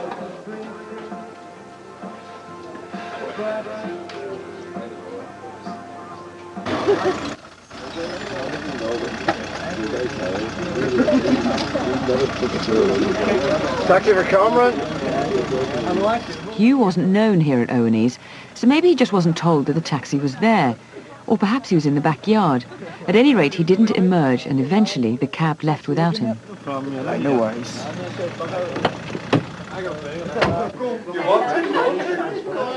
Time now, please. Some of the people you're watching now were here at the Joymount Arms that night. But we need to trace the others, especially those in the backyard where people go to make mobile phone calls. Did anyone see Hugh? Or anyone with him? It looked like he was waiting for somebody. But maybe not. A few minutes later he was out at the front, and we don't know what happened after that. Did someone give him a lift? Where to? Did he upset someone? Why? Sometime after 4:30 in the morning he was stabbed, hit over the head and had his throat cut. The pathologist thought at least 2 killers were involved. There may be a clue in where he was dumped, most likely from the Capana Bridge, a remote spot on the Starbog Road. Every day I see a runner, I think of Q. I see him running along the road. I see a man on a motor scooter, I think of Q. When I hear anyone talking about marathons, I think of Q. And I didn't realise how much I cared for him. Well, Pat, given that this is Northern Ireland, one thing we didn't mention in the film is whether there's any paramilitary connection. He wasn't involved in anything like that, was he? There's no evidence whatsoever that that this was a paramilitary murder, or B, that Hugh Cameron was involved in paramilitary activity of any kind, or indeed drug dealing, drug usage, or criminality of any kind whatsoever. So what was the motive? 6 months into this inquiry, we do not know what the motive was. We don't know who killed Hugh Cameron, we don't know why they killed him, and we don't know where they killed him. What we do know is he came upon a brutal death. He had been savagely attacked, he'd been stabbed, he'd been bludgeoned, and I'm sorry to have to say that there is evidence to suggest that he was tortured prior to his death. Well, you have got one very good clue, haven't you, which is paint that was found on his jumper. We have paint retrieved from the rear of Hugh Cameron's jumper, which we believe is inextricably linked to the manner in which he met his death. It's a lilac-coloured paint, it's a vinyl silk emulsion. It's been applied with some force. In other words, something with that paint on it has hit Hugh Cameron hard, or Hugh Cameron has hit something painted that colour hard. By that I'm talking about potentially a wall, a radiator, a shelf, or some source of that. And presumably, if say he hit a wall, for example, there would be blood stains on that wall. The nature of Hugh Cameron's injuries are such that there's likely to be a significant amount of blood spilt, both in a room, if indeed that's what it was, on a wall of that colour. On the floor, was carpet changed, was a wall repainted, and indeed on the clothing of the person or the people who killed Hugh. And in fact, he fought back against them, didn't he? So he could have injured them. There's clear evidence that he fought back, and the people who killed him may well have been carrying injuries around the 20th of October of last year. And where his body was dumped, it's a pretty remote spot, isn't it? Hugh was recovered from convenient to the Skye Bridge. However, we believe his body actually went into the water at Capana Bridge. It's some 7 miles northwest of Larne. It's very remote. We believe that whoever dumped his body there must have had a connection with that area, be it in their history or presently. We believe they must have been connected to that area. Okay, well, there's one other thing as well. A lot of people who were at the pub that night, it was the Joymount arms, German wasn't arms. it? A lot of people who came, who were in the pub that night were actually in our reconstruction, as we said, but there's still some people that the police still want to hear from. People who are in the yard, the beer garden at the back, or people who are out at the front. We still want to hear from you. Give the police a call. You know, everyone says that he was just a regular guy. Why on earth would someone want to kill him? Call us here in the studio or the instant room. That's on 02828 272 266. TV hard enough to gash his leg, and angry enough then to confront someone in the street. If we knew, we'd know why Evan Jones was murdered. Evan was a great character. Some people might call him eccentric. Very caring about other people. Always concerned about what was going on here, about what was going on in the area, and he used to work as a volunteer at the Salvation Army until about 18 months ago, helping on their door, letting people in. We were always pleased to see Evan. Somehow, he'd always have a big hug for us, and yeah, he was a lovely man.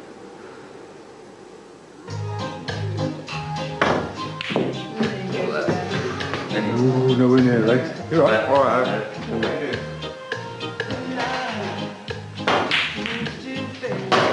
Been out today? Hey, John, fancy coming back to mine later on? I'll get a takeaway or something? No, I was going to stay here, Rob. No?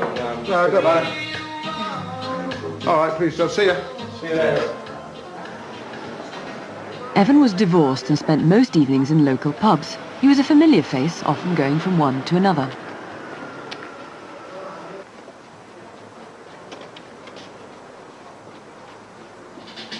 Which ones to play, really, but Yeah. I think these are the better way. Are they?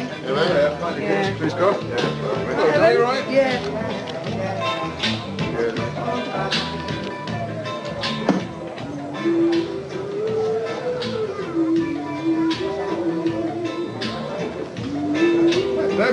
All right.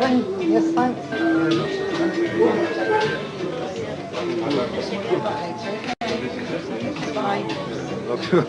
I got rid of mine, you know, the bloody things are a bloody nuisance, those phones. No, they're a lifeline, Evan. Yeah. I wouldn't do without mine, it's a lifeline. Yeah, I suppose so. If I'd had a mobile, I suppose I might not got mugged the other day. Oh, God, you got mugged, did you? On the city road, making a phone call in the phone box, as it happens, right? And I saw these three white blokes coming up the road. They look a bit funny, you know. So anyway, one of them got a blade, and he come up me, and you know that nice coat I got? Cut it all down there. Great big rip down there. Yeah, I was really angry.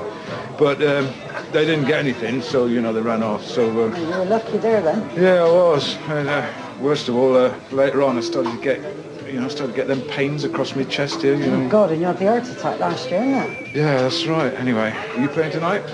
Yeah, I am, actually. It's my game next. Oh, are you? Soon ready. You up? Yeah. Yeah. Oh, I'll see you in a bit. All right. Good luck.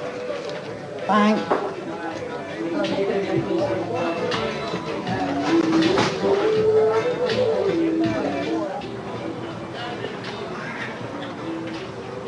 Evan had ordered a takeaway, and at 10:20 he went next door to pick it up.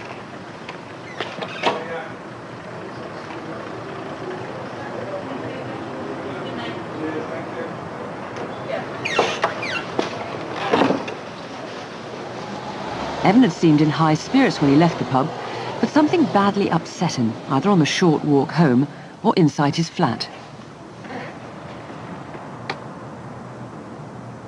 He started his meal, but abandoned it half-eaten. A passerby saw him bleeding from a leg wound. I just wonder if you'd do me a favour. Would you walk me to the hospital? It'd be all right. I've cut my leg and I've lost quite a bit of blood, really. How'd you cut it? Well, I'll kick the telly. What do you want to do that for? Pissed off. I've had a bad day. I'm sorry, mate, I can't. Oh, I got on. someone looking after my kid, I got going. Evan seemed calm enough at this stage and went to make a phone call. But did something go badly wrong again? Something upset him enough to divert from the hospital and confront someone in Stokes Croft. Had he recognised his attacker from the assault the week before? Little shit!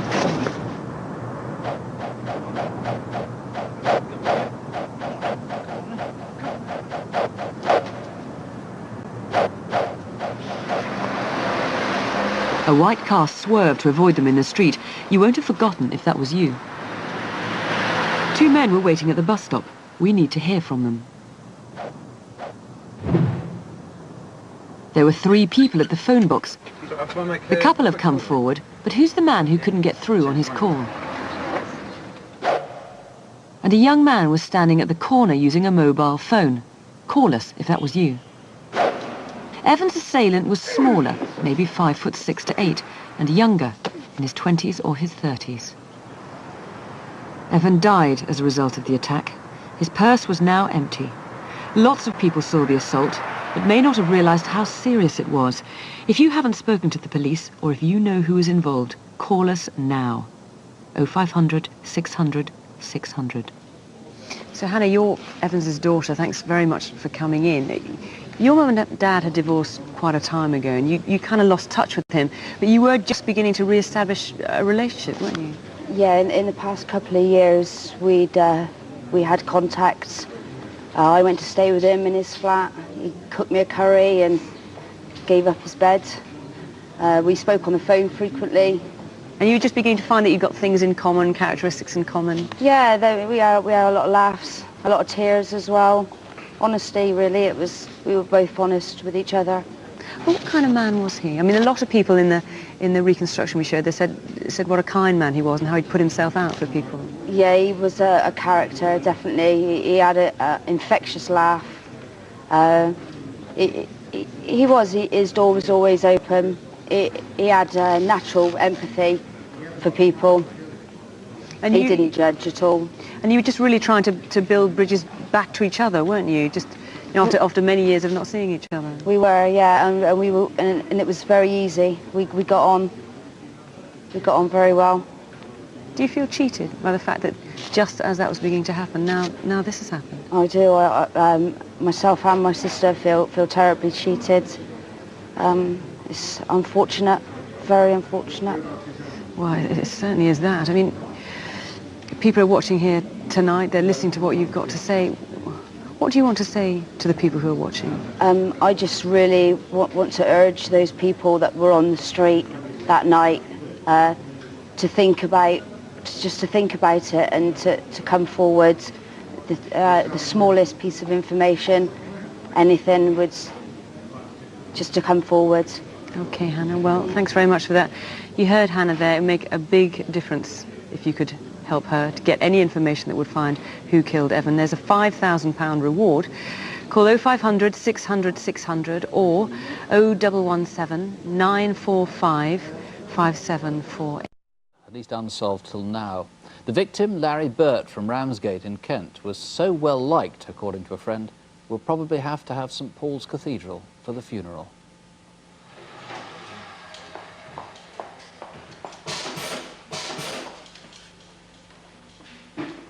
Larry, you got those invoices? Won't be a minute.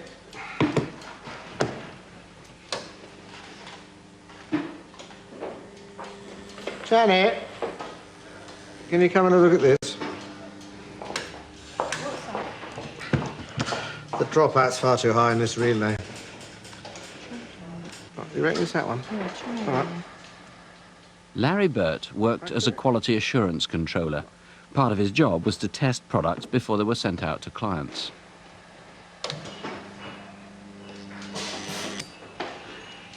What could I do with that? Shouldn't that stay here? Thank you. Open your eyes. Can you hear me? Obviously not. Right, he's unconscious. What do we do now? Mouth smell. You're jumping the gun. We've got to check for breathing first. Larry was a branch officer of the Red Cross and twice a year led courses in first aid. I run the Red Cross here in Margate. I very often help Larry with his lectures. He was full of fun, he was loved by his students, and many of them have stayed friends over the years. Now, clearly there's nothing happening in this poor chap. So, only then do you follow the ventilation procedures. Right, change the subject. I need a casualty. Who fancies being tied up? Jean? Oh dear.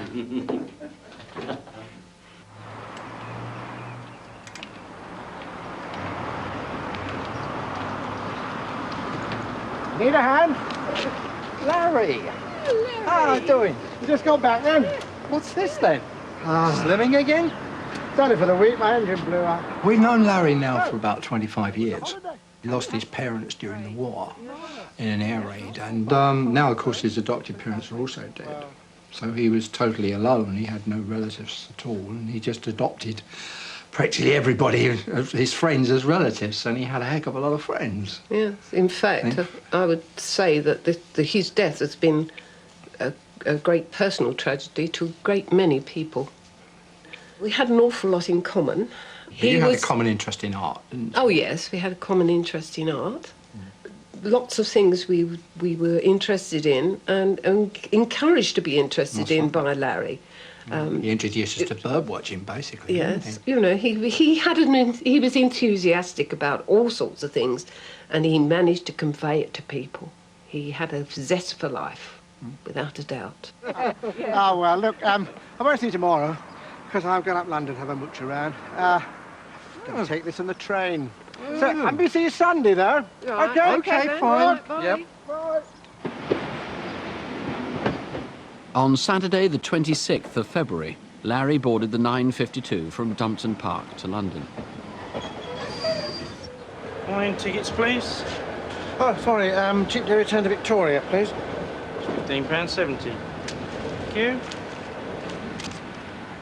It's not known where in London Larry meant to visit, but he clearly intended to return that same day.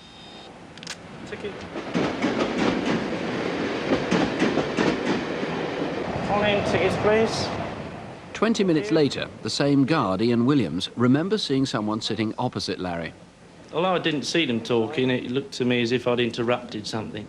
I remember she had a 5-day return London to Whitstable. Larry was just the sort of person who might have started up a conversation with a stranger. If that woman was you, and if he mentioned his plans for the day, it's obviously important. At any rate, please call us.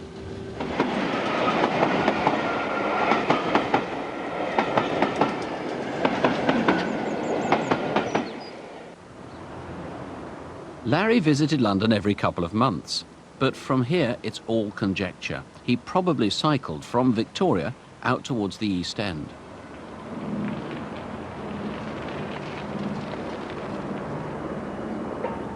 In the past, he's talked of visiting St. Catherine's Dock, as another of his interests was boats and chandlery.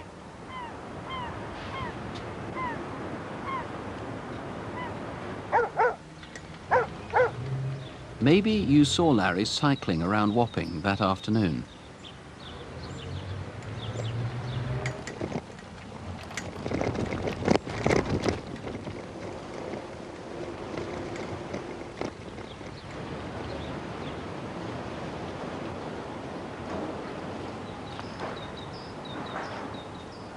In Wapping High Street stands the Town of Ramsgate pub. Larry may have been there in the past. Did you see him here in February?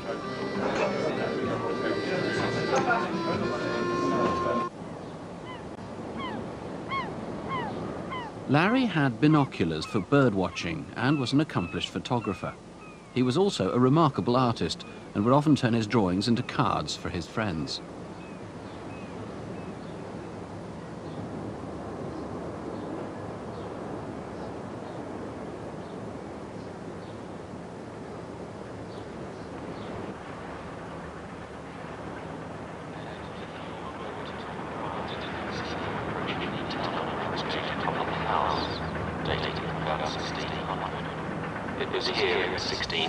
Perhaps you noticed Larry by the river that afternoon. With his sketchpad, camera and binoculars, he would have been distinctive.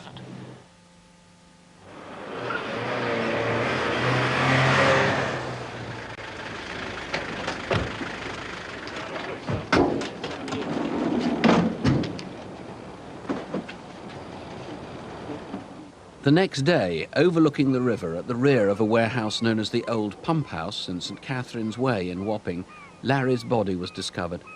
It's likely he was murdered in this yard above the river, probably the day before. He'd been strangled. In fact, Inspector Michael, he was strangled with a scarf left at the scene, identical to this one. And it wasn't his scarf? No, it wasn't his scarf. The person who strangled him would have been the owner of that scarf.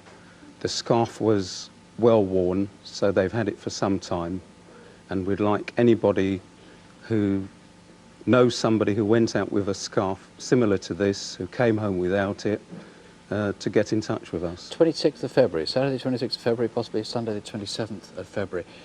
The bike that Larry had is missing. I mean, it's conceivable that whoever killed him came home with a bike as well. Tell us about that. Yeah, it's the metallic blue Man's Abbey Racer Tourer bicycle. It was modified since Larry had it, and it had chrome mudguards, back pannier, and the handlebar tape was blue. Now, what other things were taken? Because you suspect the motive is robbery, and quite a lot of belongings disappeared. There's a good chance. We would really like anybody who knows about the other missing property, which includes a Swallow binoculars, which is adjustable. Like these? That's correct. These are 8x21s. Yes. Also a 35mm automatic compact camera with built-in zoom lens. His personal belongings in his wallet, identity cards, a black rucksack with possibly sketching materials. Anybody who's had this property, who knows anything about it, please get in touch with us. Now, in truth, knowing that the stuff was stolen, they might be quite reluctant to get in touch with you if it's passed through their hands. They don't want to be done for receiving stolen property. Okay. Obviously, that's quite understandable, but really we're just concerned with Larry's murder, and we would encourage these people to come forward. Please get in touch with us. Now, since you don't know really where he went between Victoria Station and being found near St Catherine's Dock, you need to find anybody who met him at all that day, or perhaps any other day in London when he was on his... We know he had a good knowledge of Wapping, the East End. Also, he had a broader knowledge of London. But anybody who was with him that weekend, or knows anybody who was with Larry, please get in touch with us. Inspector, thank you. If you can help in any way with this case, the number here in the studio is 0500 600 600, or you can ring the incident room direct. That's on 071 488 5241. 071 488 5241. We're just getting information through at the moment that we've had a caller who already believes that they know who one of the robbers is and has given police a name, so that one's being followed up at the moment. Our next case is the murder of Michael Williams 10 weeks ago. He was last seen alive on the Friday evening before the August bank holiday weekend. His body was found early next morning in Highgate Wood in North London, close to where he lived. But police need to know where he went and what happened to him during the course of that night. Michael was 43. He'd lived in Highgate all his life, and he was an active member of the local church. He'd been married for 18 years and had a 2-year-old daughter. Michael was always keen to spend as much time as he could with her and worked flexi hours and often came home early to look after her. Our reconstruction begins in Pimlico in South London, where Michael worked. He was employed by the Home Office here at Horseferry House, where he'd helped set up the police national computer. Ironically, the very system which is now being used to help track down whoever killed him. It's Friday the 26th of August. Hello, it's me.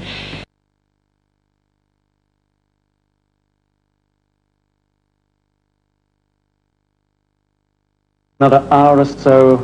Should be home about 8. Okay, I'll put Marie to bed then. We'll see you later. Michael had been under a lot of pressure at work, and for the past week he'd been staying late every evening to finish a particular project. We're off to the Paviers for a few drinks. Coming? Oh, lucky for some. No, I've still got work to do. Oh, come on. You've got 3 whole days off. Why not? I'll wait outside. See you in a while.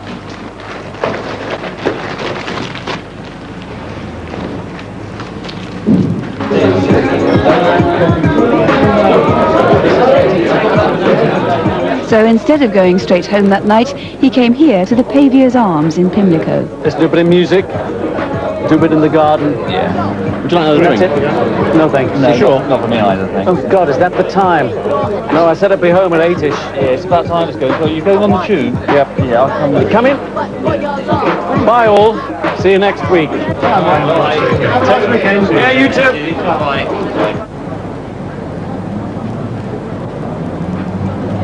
I've got to change to Victoria, so I have to change? Yes, I do, but it's late. No problem. Right, well, this is where I change.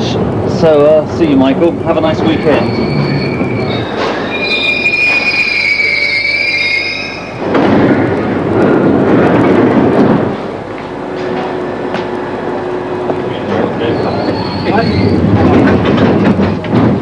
That was the last time anyone he knew saw him alive. From now, we can only speculate about where Michael went next. If he'd taken his usual journey home, he'd have continued on the Victoria line as far as Warren Street or Euston, where he would have changed onto the Northern line. By then, it would have been about midnight. From here, he'd get on the Northern line to Highgate. But it's by no means certain that he did take his usual route home that night. Perhaps he met someone along the way. Police need to talk to anyone who may have seen him. If he did come to Highgate Station, his walk home would have taken him past Highgate Wood. Or he may have gone one step further along the Northern line to East Finchley, because someone who looked like Michael was seen there at about 12:30 by a ticket collector. Really? Which way to the loos? Toilets are closed here, Gov. Okay.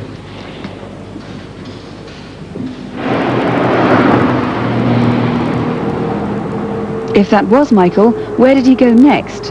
Was he planning to walk home from here?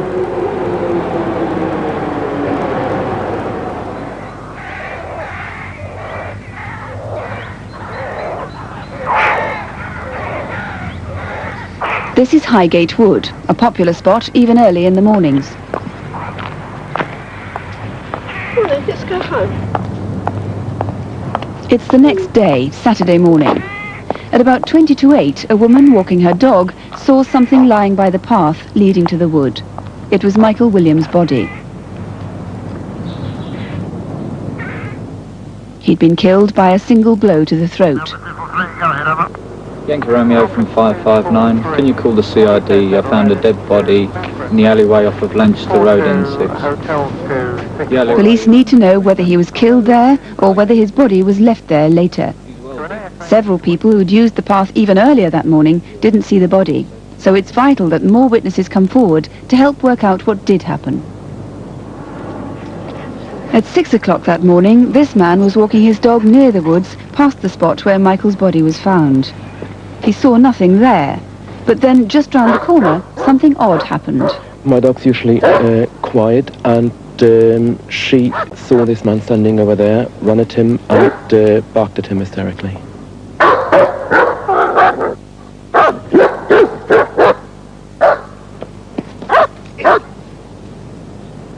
The man was standing there, absolutely immobile, and looked as if he was hypnotized under the influence of something. He was not moving at all. It was absolutely unreal how the man stood there and did not react to my dog, who was attacking him and barking at him.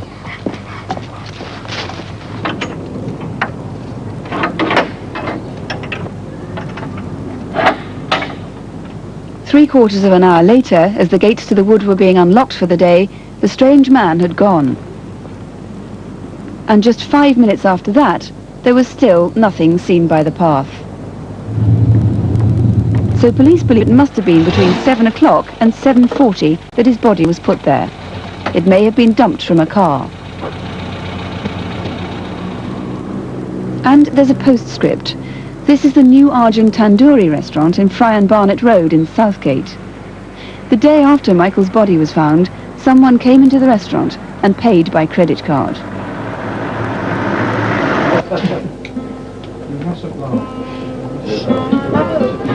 Your bill, sir.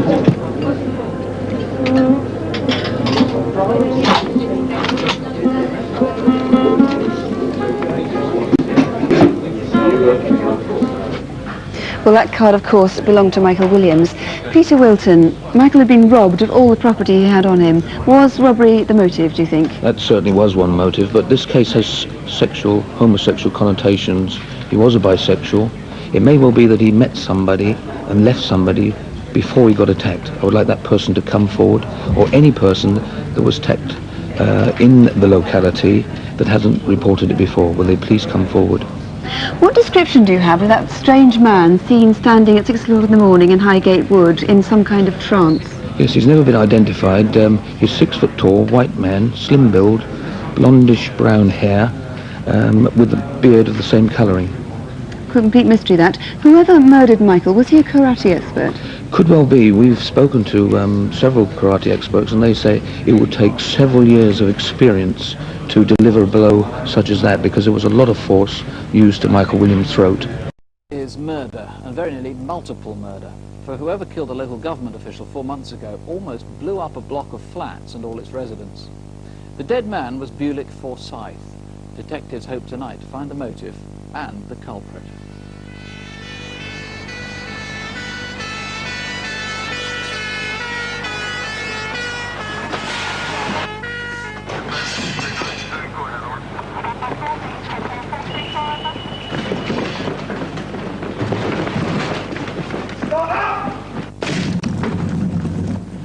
Is anyone in there? Well, I don't know, Mr. Forsythe lives there. If he's in or not, I don't know. Oh, there's someone in there. Get a move on. Get in here, Tom! On the beach, lock it out! We've got a body in here, Tom! There's a body in here, go! One man found in back bedroom, apparently dead. The fire had been started deliberately. The dead man was 42-year-old Bulic Forsythe, and he'd been murdered, beaten repeatedly and savagely around the head.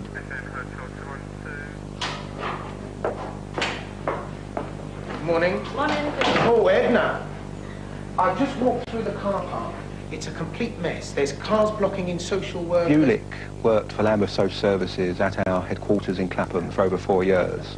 Although he was considered by some people to be rather overzealous, in fact his bark was much worse than his bite. This morning, I came through the yard. There were cars wrongly parked, blocking other people in. Social services cars can't get out in an emergency. Amongst his responsibilities were premises management of some 10 social services buildings around the borough. He was a very conscientious and efficient office manager. And in fact, senior management in social services often asked him to write important policy documents on health and safety procedures. I would say that he had a very genuine concern for the welfare of staff. Hello? Yes, yes. Bulic Forsythe speaking. We generally heard very little from him about his private life. Really, he kept very much to himself on those matters. Bulic moved to Foster Court in South London 4 years ago. In 1990, he'd married an American, but he loved his job too much to emigrate. So his wife, now pregnant, was planning to join him in Britain. Their baby was due in May. I'm so overjoyed at the moment to think that at 42 I'll be having my first child with you. He was very excited. I said, Dee, I can't believe this. At my age, I'm going to be a father. He said, somebody up there must love me. I said, please don't you tell anyone until I'm sure. But I guess I should have told him to tell the world, because as soon as I hung up, he called my mom, he called his friends, and I heard he went to the pub, and he told everyone. Bulic was easygoing, loved to party, loved his music, and loved to play pool. And I guess on his job, most people never saw that side of him. In fact, while Dawn was in America, Bulic, or John as some friends knew him, may have been quite lonely. Few colleagues at work were close to him, but he had several friends from Clapham, some from the gay scene, and several visited his flat. Please call if you knew him. For some months before his death, Bulic had often been seen with 2 men at an off-licence just across the road from his flat. One man always stood near the doorway, while the other seemed equally keen not to be recorded by the shop's security camera. The owner remembers this man as scruffy in blue, tight-fitting jeans and a casual jacket. He was about 25 years old, 6 feet tall, with blue eyes and unkempt fair hair. Are you up already, Bulic? It's only 4:45. Yes. I've just finished working on this report now, and I've been at it for 6 weeks, but it's all done. Really pleased. So I'm going to get an early night. Bulic was last seen alive leaving the council offices around 5 p.m. on Wednesday, February the 24th. Every morning I hear the alarm of Mr. Forsythe go off, because my bedroom is above his bedroom. But this morning I didn't hear the alarm. And then when I went out at 9 o'clock, I saw his curtains open. And that was unusual, because mostly his curtains are drawn at that time in the morning. Edna, have you seen Bulic this morning? Is he expecting you? Well, not really, but I'm a little bit worried. He's normally here by now. While his colleagues were trying to contact him, Bulic's flat may have been having visitors. A local resident recalls, I was going over the paper shop to buy a paper, and I saw 3 men was coming out of Foster Court round the front there. They was carrying some briefcase and some folders in their hands. Why I noticed them? Because they look official. I never saw them here before. if you were one of those 3 men, the police would dearly like to hear from you.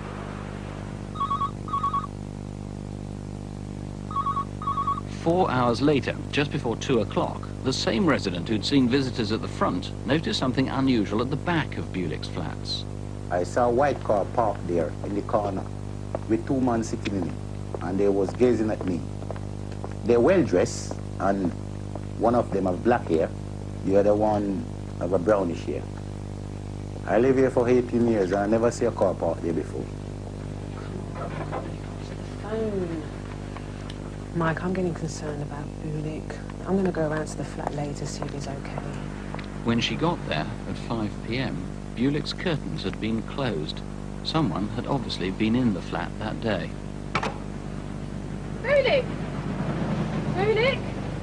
Are you in there? Open the door, Bulic! Bulic was probably inside, but almost certainly now dead. Then, later on that night,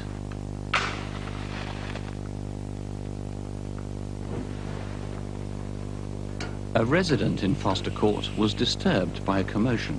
It was about 1 o'clock in the morning. I remember looking at the clock. I heard running at the back of the flats quite heavy footsteps. The gas failed to explode, and Bulic's neighbour woke up an hour later. Oh my God, there's a fire. Fire brigade. Fire brigade. Please call. I would like to know why he was murdered. And for my sake, my baby's sake, and his family, we all want to know why. If you know anything that could suggest a motive for Bulic Forsythe's death, do please ring. And would this man, a friend perhaps called Steve, who's maybe a bicycle courier, call as well? Or were you one of the 2 friends seen with Bulic in the off-licence? Can you help eliminate the 3 men who were leaving Foster Court? We know some documentation is missing from Bulic's flat. It could be personal or it could be connected with his work. Do you know where it is? Or have you been offered Bulic's watch, a silver Rolex Oyster model, R16220A7? Who would be so crazy as to set fire to a building in the dead of night with families asleep in all the other flats? Detective Superintendent Brian Tompkins is waiting for your call, or you can ring another number, the Murder Inquiry Room at Gypsy Hill, 071 32612. Our first case tonight has been baffling police for the past 3 months, simply because all their investigations have failed to reveal any possible motive. It's the murder of 47-year-old Derick Kiley at his flat in South London. By all accounts, he was a man with many friends and no enemies that anyone's been able to discover. Derick's girlfriend died last year, and our reconstruction begins at Hither Green Cemetery in southeast London. Derick was an immensely private person. He'd had a girlfriend for 2 years, but few of his friends knew about her until she died suddenly of a heart attack last November, aged only 37. His brother remembers Derick was devastated. Derick was really, really broke up. I've never seen him like this. He couldn't speak. He didn't seem to know what day it was. He was definitely in shock. To see him upset like that, falling apart, you know, he really was a bad scene for me and for Derick, I think. We lost touch over the years, and we was just getting back together again, which would have been terrific. He was a good guy, Dale.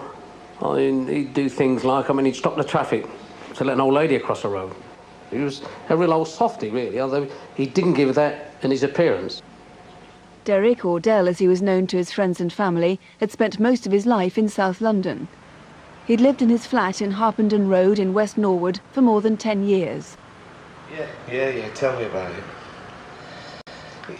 Look, don't worry yourself. Yeah, well, look, we'll sort something out. Well, leave it to me. Hang on, mate, look, I've got to go. There's someone at the door. I'll bill you later, yeah? Ta-da. Derick's friends knew they were always welcome to drop in for a chat. Hello, Jules. Hi, Del. Come here, you. He used to actually call his flat the Haven. It was where people could go with their problems. I've known Del for about 4 years. He was a very good friend to me. He was a very good friend to everybody. But although he did have a lot of friends, I felt that in the last 6 months he did get quite lonely, and he seemed quite desperate for people to be around him. In actual fact, he seemed quite frightened of being on his own. While people confided in him, Derick kept his own problems very much to himself. But there's no doubt that something had been worrying him. Before you threw that out? Now I've stuck it back together again. Painted the flowers on myself. It's all right, isn't it? He was always mending things, always fixing things. I used to call him Mr. Fix-It. You want a rollie? No. He used to spend most of his time actually in his flat. He used to call it his control centre, because where he used to sit he had everything to hand. His remote control, his answering machine and his telephone. Hello? Yeah, all right, mate. What's the mileage? Derick's main love was cars, and he made a business of doing up and selling second-hand vehicles. Yeah, we can do something, yeah. Consider it done. He was a familiar sight in the street, working on various old cars outside his house. Hi, Del. Hello, girl, how are you? All right, thanks. How are you? Not too bad. Hey, there's something I've got to say to you. That little cat of yours. He was such a good neighbour to us. We used to say that the best things about West Norwood were the fishmonger and Del. It cost me a fortune in cat food as well. I had a smash in my car and Del just completely took over. He just did everything. Oh, it's really good since you fixed it. Yeah, well, you should get onto the garage, you know. They ripped you off something rotten. Yeah, I know. I keep meaning to ring them. Yeah, well, do it and let me know what they say. He was a real mixture. I mean, he came across as really macho, and yet you'd go round there and he'd be doing watercolours of cottages and sailing ships, which came as a real surprise. You know, it was quite a contrast to his image. I mean, I think he thought he was quite hard, but I certainly never saw him being aggressive, and he was a real honey to us. It's just after New Year, Sunday the 2nd of January. A neighbour remembers seeing a man coming from the direction of Derick's house that night and getting into a black 7 Series BMW. The witness describes the man as of Asian appearance with a ponytail and in his mid-20s.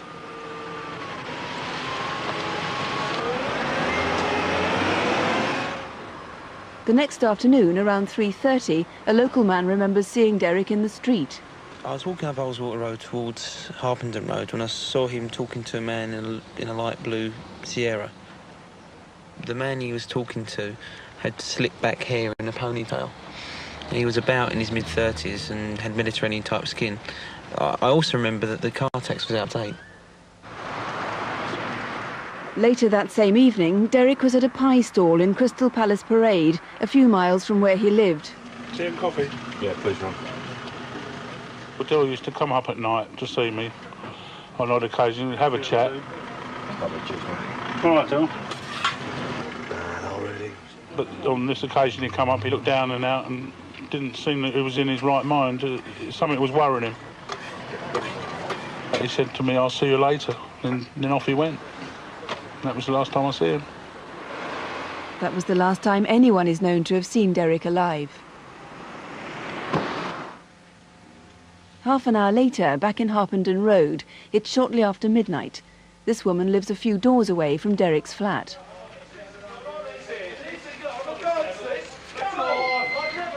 I heard what I thought was a woman scream. I went to the window and looked out, but I couldn't see anything. So I decided, as it was a woman that I thought had screamed, I'd go outside and check it out. I went out, had a good look round. I couldn't see anything, so I decided I'd better go back home. The shouting seemed to have come from the general direction of Derick's flat.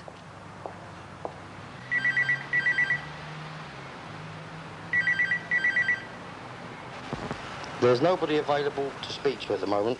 If you'll leave your name and any message, I'll get back to you as soon as possible. Thanks for calling. Hi, Del. I'm a bit worried about where you are. Give me a ring when you get back. Thanks, bye. Over the next 3 days, Derick's friends became increasingly worried as he failed to return their calls.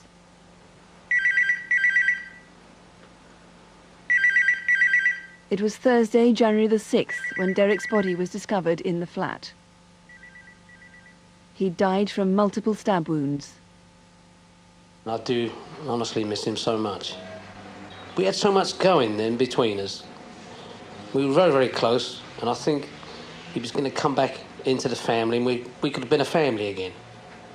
It would have been tremendous to have had Del back. And all I can say is I do really miss him very much. Well, Mr. Younger, as I said at the beginning, you've been really struggling to find a motive here. That's right. We don't know why anyone would want to kill Derick Kiley, but I'm sure somebody does know, and that would greatly assist us in finding out who did kill Derick. There were a few things stolen from his flat. Yes, there was a black bag containing a large amount of cash and a wristwatch, quite an antique type wristwatch, about 1935s. It's slightly more oblong than the one being shown, but in point of fact it was very valuable.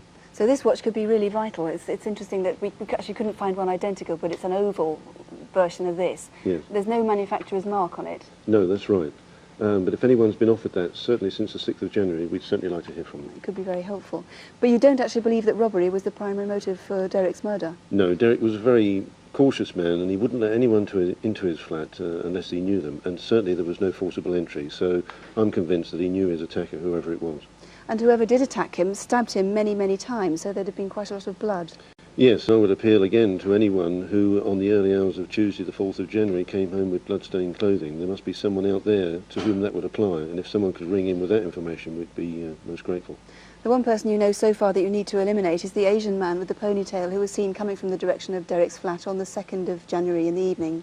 Yes, we know he was a regular visitor. He may have nothing to do with the murder of Derick Kiley, but we'd still like to trace this individual to eliminate him and find out what Derick was doing on the Sunday. And we've got a description of him. That's right. He's about 25 years of age, slim build, 6 foot tall, and the video fit is a good likeness to him. Now, if anybody can help in this case, there's a reward as well, isn't there? There is a very substantial reward offered by Crime Stoppers. Yes, that's right. Well, if you can help with any information to take this investigation further, please do ring us. The number here in the studio is 0500 600 600, or you can contact Gypsy Hill Police Station direct, and that number is 071 326 1212. A businesswoman, Jean Bradley, was murdered beside her car in a suburb of West London. The tragedy made front-page headlines because it seemed so similar to another notorious and unsolved murder that happened 2 years earlier. The victim then was Penny Bell. In fact, detectives are reasonably confident there's no link whatsoever. But they do think Crimewatch viewers may be able to solve Jean Bradley's murder. And you're about to hear from 3 crucial witnesses and see for the first time a portrait of the killer.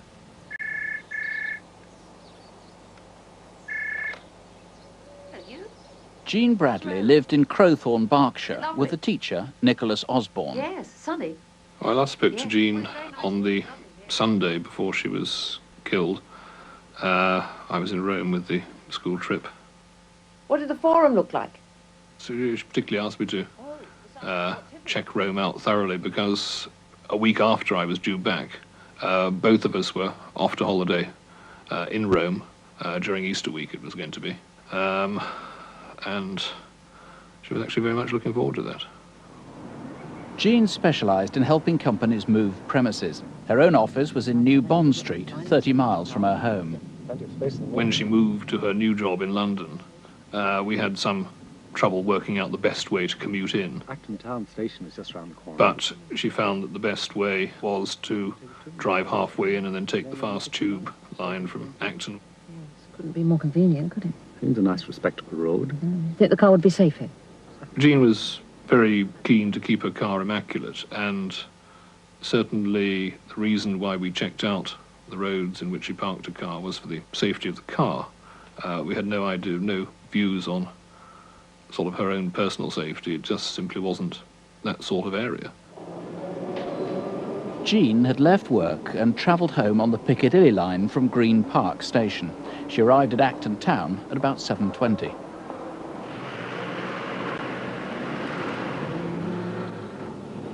Also driving home just then was a local carpenter. Jean had stopped off en route to buy a couple of cans of drink. Another commuter remembers passing her in Gunnersbury Gardens, and she recalls that no one else was in the street.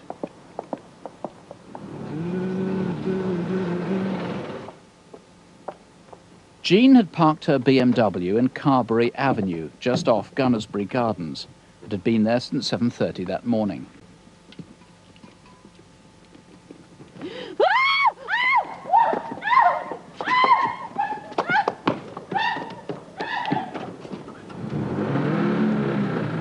As I was driving down Carberry Avenue, I seen a man and a woman tugging at each other on the pavement. I see it was pretty serious, as the man was holding the woman down and kind of like standing all over her. You kill him! A woman and her son passing in a Ford Escort were able to follow the attacker. I said to my son, oh, he looks as though he's done something. Come on, we'll follow him and see where he's going. He's quite a tall man and taking long strides, but he wasn't actually running away in any great hurry. He looked really odd because he had a silly hat on that looked a bit like a sou'wester.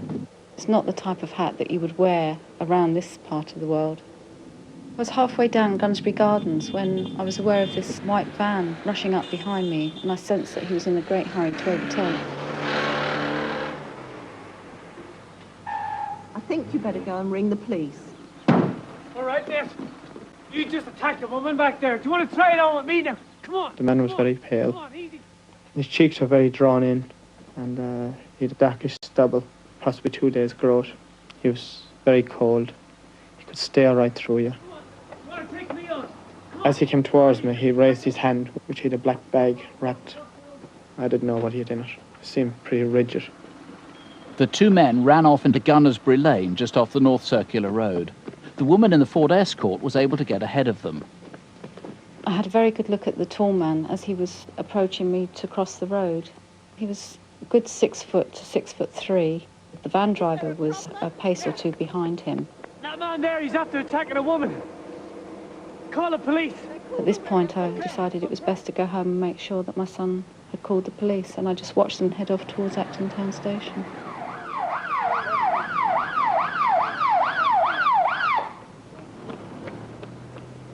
Police badly need to trace everyone who saw this chase, including people the carpenter called upon to help. This white Golf convertible came down on the road. He was a Rastafarian, and I was asking him to give me a hand. Can you give me a hand? What's he look like? He's got a white coat and a black hat. Can you give me? Oh, forget about it. The chase had now been going on for nearly a mile. I think the tall man thought he lost me. I hid behind a tree and hid behind a car and things like that, the way he wouldn't think I was following him. He didn't look back very often. The attacker went into South Acton Estate. It was nearly 7:45 and several more witnesses now must have seen him. Police need all these people to come forward. Attempts to revive Jean failed. She died of multiple stab wounds from an 8-inch blade. At the edge of the estate, the carpenter almost caught up with her killer. He looked back and saw me, and he started to run again. I thought all along that he wasn't a very fit man, because when he came to the end of the estate, there's a railing, and normally if you're a fit person, you'd jump it. But he didn't jump. I went to run across the road, and this car came around, possibly a Crimewatch. I hesitated because it was a bit close and didn't slow down. I ran. He ran right around the corner. When I got down to the corner, raggedy close, I couldn't see the man anymore.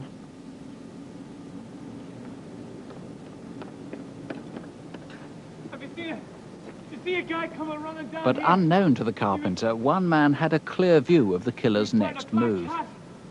The man I saw was definitely on edge because he was moving backwards and forwards in the doorway. Go and get the police. He had a cream 3/4 length parka, jet black hair, black trousers. They were short because they were flapping above his ankles. He was definitely flat-footed.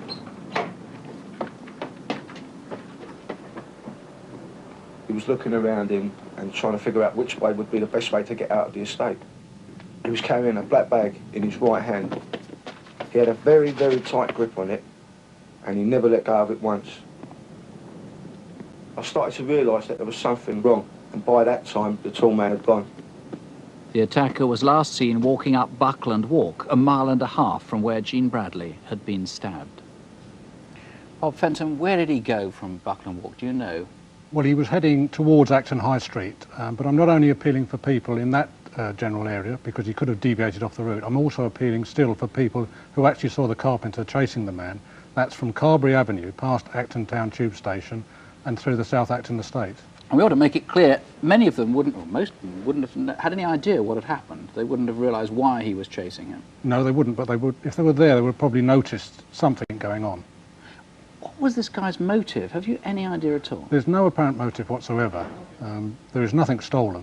He's certainly a strange character, and he's probably this man come to the notice of the national agencies for helping people, such as social services, psychiatric, drink, drugs, and maybe even he's bought his clothes in charity shops. That's the sort of thing we believe he's possibly doing. So anybody who's a nurse or works in a rehabilitation unit or anything like that, not necessarily in this area, you really want them to rack their brains? Do they know him? Yes, we're seeking help for anybody that can He's a sort of tall, thin, rather ungainly sort of fellow. What else do you know about him? He's very, very, very gaunt man, and that sticks out most particular. Doesn't even look after himself very well. There's a bit of a growth of beard. And yes, he had about a 2 days growth of stubble. He's well described on the programme. And this hat he was wearing, this is a fairly sort of similar sou'wester type of thing. Very weird, because it was a dry night, very cold but dry. Yes, it is a strange. Everyone's commented on this hat in particular, and obviously we would appeal to anyone that knows someone that fits a general description and has or even wears a similar hat. Now, what's just emerged today, I think, is what could be a crucial clue, a fragment of plastic that you recovered from the murder scene. Now, describe why this is important. This bit that we're seeing here is the recovered fragment. It's what, about 8 inches, 8-9 inches across, 21 centimetres or so. Yes, that's foreign to the scene. It doesn't come from the victim or anybody that attended the scene, so we can only assume it comes from the attacker. It's possible that this is part of a bag that was wrapped around the weapon, the knife that was used, and perhaps Jean, the victim, actually ripped and snatched it at the time of the attack. Very distinctive, this sort of logo on it. And also, if it was your boutique this bag was part of, or your shop, or if you printed or made this bag, maybe you'll recognise this S, or the writing, the printing that's very small on there. As you can see, this shows where it was made and printed in the United, something like the United Arab Emirates, United States, United Kingdom, or something like that. And a potential new witness that you're now trying to trace. Yes, we now know that around the time the murder happened, there was a street vendor knocking door to door in Carberry Avenue. He's described as a 20-year-old. We don't think he's involved in any way whatsoever. I'm interested to speak to him because he could have seen this man loitering around. Clearly he was in the street for some time. I've got to point out, I'm not interested in prosecuting for any offences out of his trading from door to door. I simply want his information if he has any. OK, this is 3 weeks ago tonight. Incidentally, there's a very substantial reward of £20,000. Also, if you live in the South Acton estate, there's a mobile police station on the estate. It's near the Prince of Wales pub at the corner of Church Road and Ragley Close, and it's open until 1 o'clock tonight. The lines here are open until at least midnight on 081 811 8181. 081 811 8181. If you think you recognise this man or can tell us anything about it. If you want to call the Murder Inquiry Room direct, the number there is 0895 25 488.